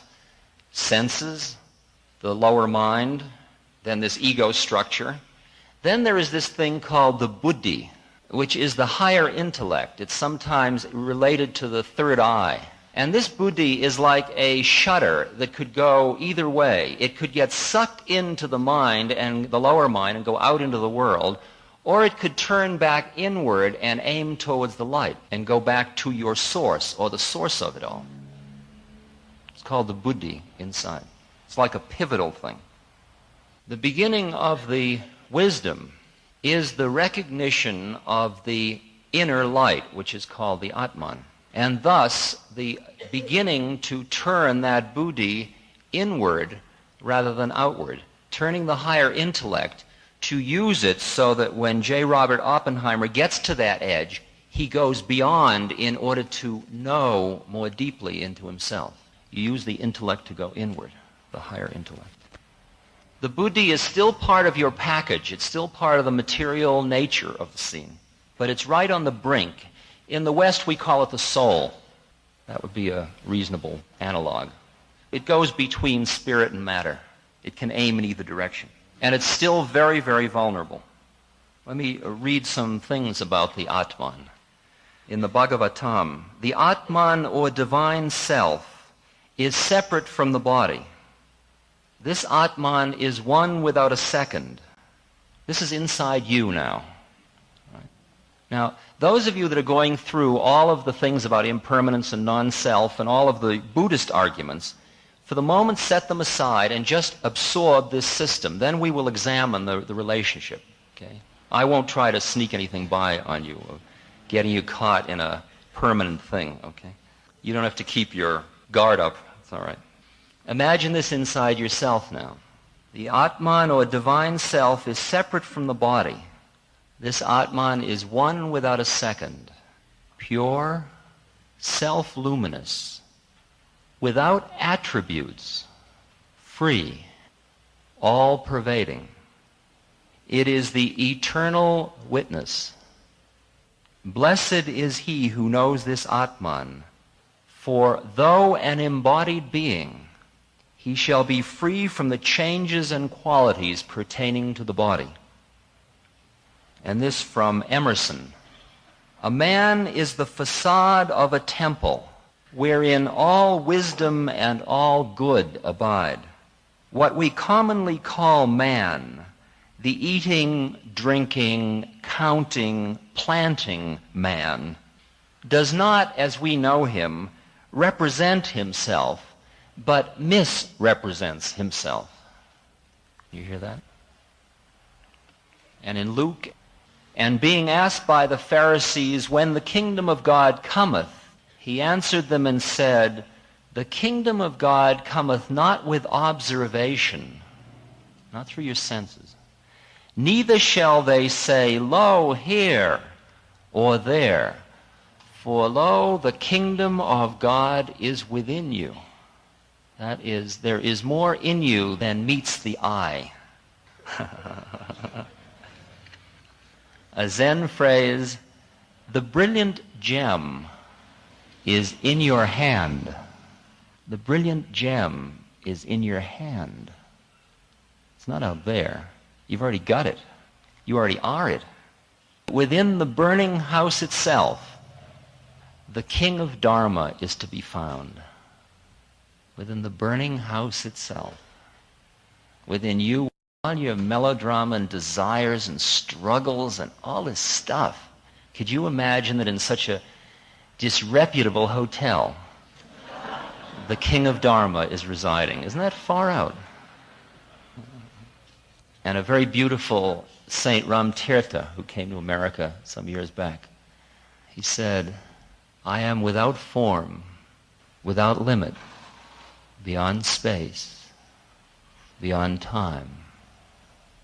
I am in everything. Everything is in me. I am the bliss of the universe. Everywhere am I. I am Sat, absolute existence, Chit, absolute knowledge, Ananda, absolute bliss, Tat Tvam Asi, I am that.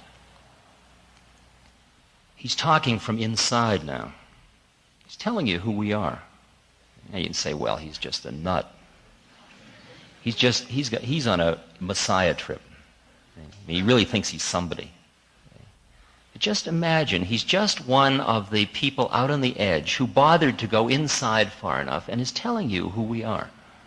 He's just telling you the same thing you'd be saying when you finish doing what you think you're doing. I am without form, without limit, beyond time, beyond space.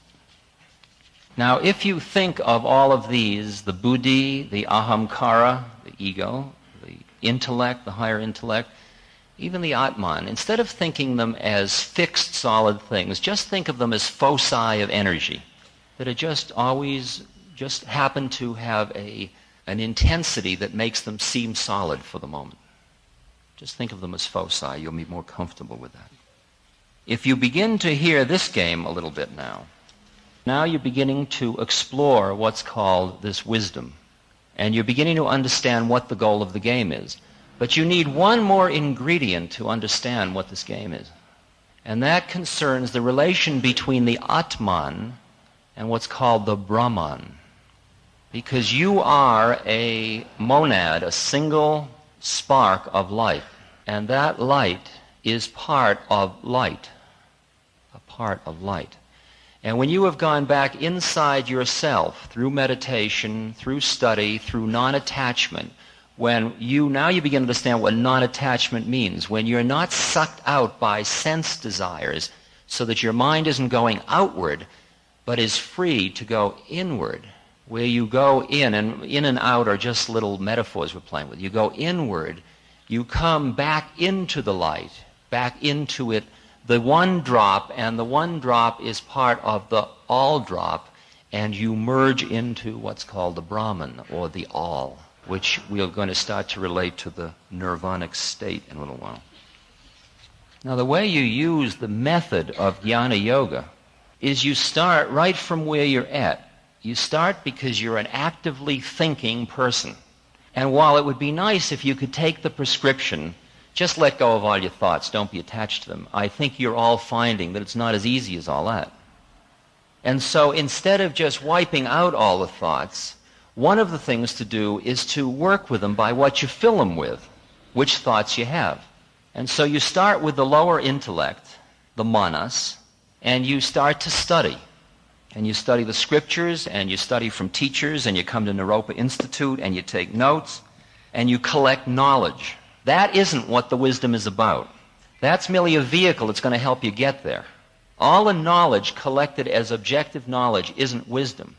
You can know knowledge, but you can only be wise. Knowledge is like Joseph's coat of many colors. It's really groovy, and you can flash it. Very flashy. When I was a Harvard professor, we'd sit around flashing our knowledge at one another. It was just so exquisite how, well, I know this. Well, can you quote this? Well, I'm a student of the Abhidhamma. Well, I know. And it's all so exquisite how much we know. And this gathering is full of knowledgeable beings. But if each knowledgeable being will look inside themselves, they will find there's often a considerable discrepancy between knowing it and being it. Because knowledge is despair if it's all by itself, without deep wisdom. Uspensky, Gurdjieff, in Uspensky, Gurdjieff is talking about that knowledge which is not in accordance with being cannot be large enough or sufficiently suited to your real needs. It will be always a knowledge of one thing together with ignorance of another, a knowledge of a detail without an understanding of the whole, a view of the form without a capturing of the essence. Actually, at a given level of development, it is only possible for you to be able to use a certain amount of knowledge. Beyond that, you've just overloaded the cup because you can't absorb it anyway, because your being hasn't developed enough. You can get a 3-year-old child, if you train them through Skinnerian reinforcement techniques, to recite incredibly complex mathematical formulae. But the level of his being may not have developed to the point where it does a hell of a lot of good. And a lot of this early schooling is very naive about the relationship between the development of the being of a person and the development of knowledge. Gurdjieff goes on, Uspensky goes on to say, knowledge may be the function of one center, the thinking center. Understanding, however, is the function of many centers. The thinking apparatus may know something, but understanding appears only when a man feels or senses what is connected with it. Now what we're doing is I'm trying to take you on the path from the intellect, from knowing you know something, to the intuitive sense of connectedness with stuff. That is where we're starting to get to the wisdom, where it's affecting your being. It's not just a change in your shirt or your dress. And the problem is that your desire to know often gets in the way of your development of intuition. There are some terribly frustrating problems you face with this vehicle. There's this beautiful line that says, ambition does to intuition what a weevil does in a granary. You hear that? Ambition does to intuition what a weevil does in a granary. I want wisdom. Tough. All you can get that way is knowledge. That's the frustrating part of it. We're dealing with a very subtle quality now. You're not going to be able to do it like Westerners do it. I'm going to grab it, I'm going to take my 45s, and I'm going to go into that town, and I'm going to get it. I want that wisdom. Come on, give me that wisdom now. You know, I have all the credentials. I've earned the right to have that wisdom. How about that one? This is a good one, see. It infuriates you. Oh, it's so beautiful. In Ramana Maharshi, for men of little understanding, wife, children, and others comprise the family. For the learned, there is a family made up of countless books in their mind, which are also obstacles to yoga. That is, a lot of the stuff you've filled your mind with starts to get in the way. It's that you have to clean house a lot, and when you sit down and meditate, you will begin to rue how much you put in as it all starts to come out. I used to sit in the temple trying to do my breathing from right below my pelvis, rib cage, the uprising, falling. And I would be remembering amo, amas, amat, amam, things like that. Okay.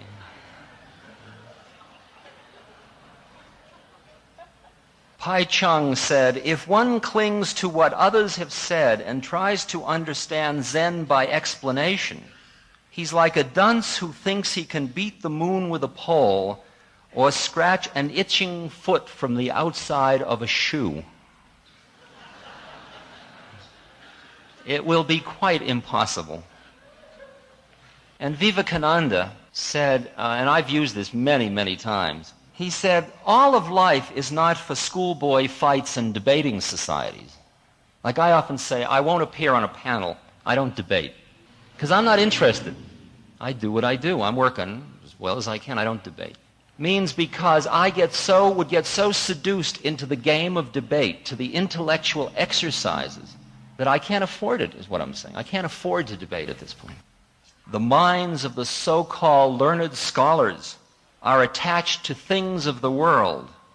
Hence it is that they cannot acquire true knowledge. What good could the reading of a vast number of sacred works do them? And when you read the commentaries on the Bhagavad Gita, if you really just sit down and read commentaries just for fun, like 8 or 9 or 10 commentaries, it's amazing because you come to some commentaries that are scholarly, so exquisite, they're breathtaking. But then you'll come across one line and you'll know that poor slob.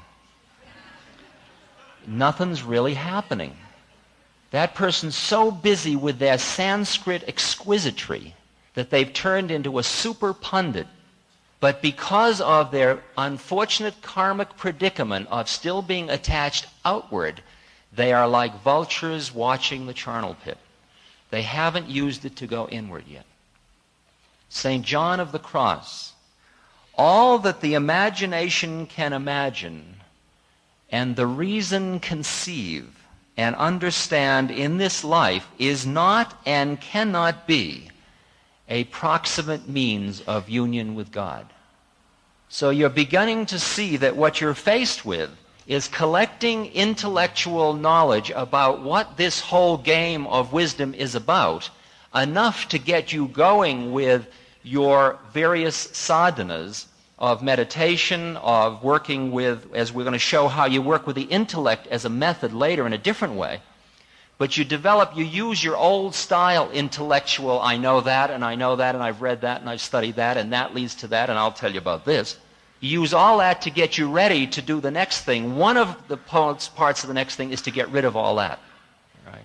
That is, you use a crutch to get you going, and then you throw the crutch away. And so it's disposable knowledge. It'll all be there, don't worry. You can't get rid of it anyway, but it'll be a new way. Ramakrishna goes on with his scathing attack, and he says only two kinds of people can attain to self-knowledge. Those whose minds are not encumbered at all with learning, that is to say, not overcrowded with thoughts borrowed from others, and those who, after studying all the scriptures and sciences, have come to realize that they know nothing. That's when it's really working, you see? Because you begin to see that the know-nothing is the next step in this whole trip. That you learn and learn and learn until you realize you don't know anything, and that's the route through. You use models to get you going, but you don't cling to the models. You keep letting go of the models. You keep letting go of the intellectual structure. I'm going to share a delightful Hasidic story. A rabbi went out in the morning, and he met the chief of police. The chief of police asked the question, "Where are you going, Rabbi?" He was obviously going to the synagogue to say his morning prayers. The police chief had asked the question in a friendly spirit, but the rabbi had no answer, except to say, "I don't know." The police chief was antagonized. "It's obvious where you're going." And he threw him into prison. The rabbi said, "See?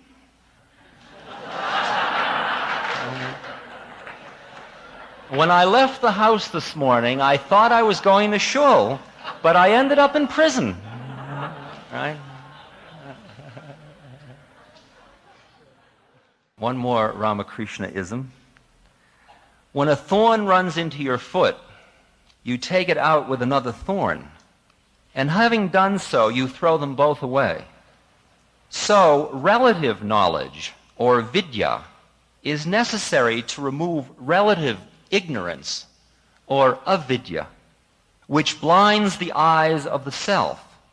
But before a man can attain the highest jnana, wisdom, he must do away with both of them. For Brahman is above and beyond all relativity. Somebody sent me this poem. The freer I get, the higher I go. The higher I go, the more I see. The more I see, the less I know. The less I know, the more I'm free. That's really that whole sequence. You collect it, and you get just enough knowledge to see. You look over the hill and you realize your knowledge wasn't worth a damn. And then you throw it away, and you're freer than you were before you started. And that freedom leads you to a new knowledge.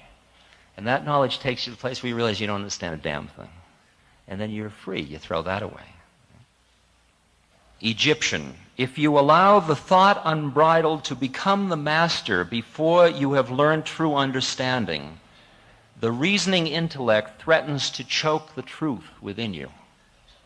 If the student of the way wishes to understand the real mystery, he need only put out of his mind attachment to anything whatsoever, says Wang Po. No man shall attain the shores of the ocean of true understanding except he be detached from all that is in heaven and earth. Tai Hui said an interesting thing. He said the reason the Buddha teaches all kinds of doctrines is because there are all kinds of thoughts from which people are required to be liberated. If we're free from thoughts, there's no need of teaching any kind of doctrine. That if you can hear that you are starting with a certain intellectual model. Now you're going to study a certain teaching to get an intellectual model that is suitable to the one you're stuck with. It's a specific thorn to get rid of the thorn you got. And then later you're going to throw away both thorns. Now we're still on the path of the intellect. And we've been talking about the lower intellect and the pitfalls of it. But when you've begun to sense that there is in you this light, and this light is the same thing as consciousness. It's the same thing. Let's not use the word consciousness. Let's talk about that knowledge. The knowledge of how it all is already within you. It's all in you. Then your whole process of life becomes one of shedding the veils. Not of getting anything new, but letting go of the stuff you don't need. And also you begin to listen for this inner voice, what the Quakers call the still small voice within. This tiny little intuitive voice. And the word intuition starts to mean something. And I just want to read you two very beautiful things of what intuition is like. One of them comes from Robert Heinlein, and it's the word grok. Take this word grok. It's the way in which this Michael Valentine Smith, who's a Martian, understands things. Its literal meaning, which I suspect goes back to the origin of the Martian race as thinking creatures, and which throws light on their whole map, is easy. Grok means to drink. But a Martian would use grok if I had named 100 other English words, words which we think of as different concepts, even antithetical concepts. Grok means all of these. It means fear. It means love. It means hate, proper hate. For by the Martian map, you cannot hate anything unless you grok it. Understand it so thoroughly that you merge with it and it merges with you. Then can you hate it by hating yourself. But this implies that you love it too and cherish it and would not have it otherwise. And I think that Martian hate is an emotion so dark that the nearest human equivalent could only be called mild distaste. Grok means identically equal. The human cliche, this hurts me worse than it does you, has a Martian flavor. The Martians seem to know instinctively what we learn painfully from modern physics, that observer interacts with observed through the process of observation. Grok means to understand so thoroughly that the observer becomes a part of the observed, to merge, blend, intermarry, lose identity. It means almost everything that we mean by religion, philosophy, and science, and it means as little to us as color means to a blind man. If I chopped you up and made a stew, you and the stew, whatever was in it, would grok. And when I ate you, we would grok together, and nothing would be lost, and it would not matter which one of us did the eating. That the relation to the universe, the intuitive relation of the universe, is not objective knowledge. If anything, it would be called a subjective relationship to the universe. Now we're getting close to the Atman, to the concept of what oneness means, to the idea that you are inside of everything. That when you and when I say to you, namaste, I am saying I honor the place in you where there is only one of us. So that at that point, I recognize that if I can look through all of the slide veils, I am talking to myself. It is me talking to myself. One other image from Lin Yutang of this intuitive way.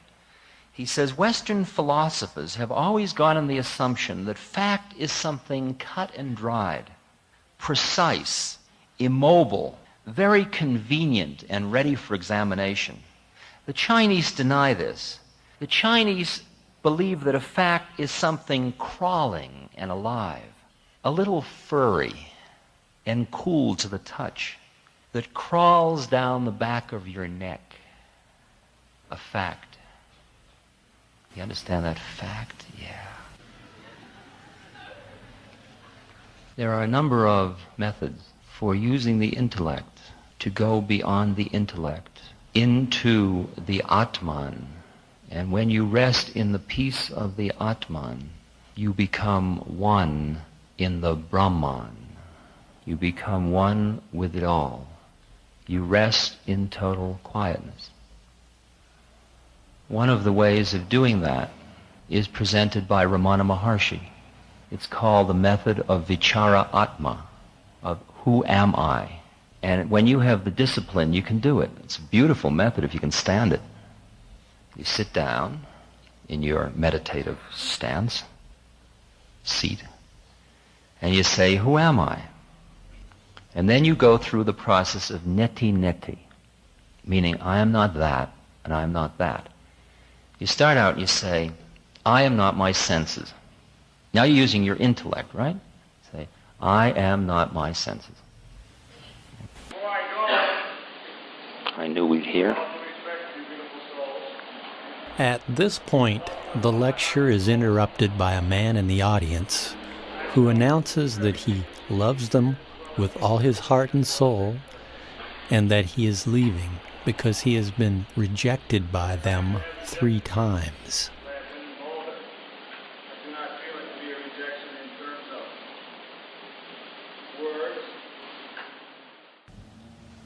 Vichara Atma. Who am I? By continuing, I'm not denying the existential moment. I'm assuming that we all are processing it. All right?